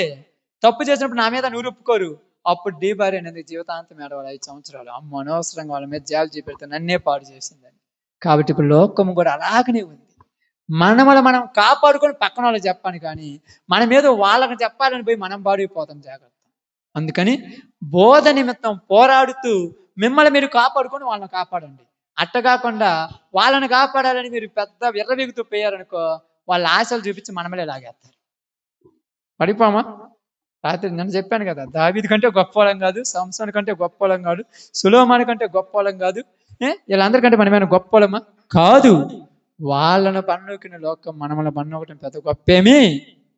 కాబట్టి మనందరము ఈ రోజు నుంచి పరిశుద్ధమైన దేవుడు అప్పగించబడిన ఈ బోధ నిమిత్తం పోరాడుచు మనం కాపాడుకొని మన జీవితాలను సరిచేసుకుంటూ చేతనైతే ఒక్కలనైనా సందేహపడి వారిని లాగండి, లేకపోతే అన్యజనులకు వెళ్ళి చెప్పండి. వాళ్ళు అయితే వింటారు కానీ వీళ్ళు వినరు, వీళ్ళు డేంజర్ కాదు. ఓకే, అందరు తల వంచండి, ప్రార్థన చేస్తాను. అందరూ తల వంచండి, ఒక మాట ప్రార్థన చేస్తాను.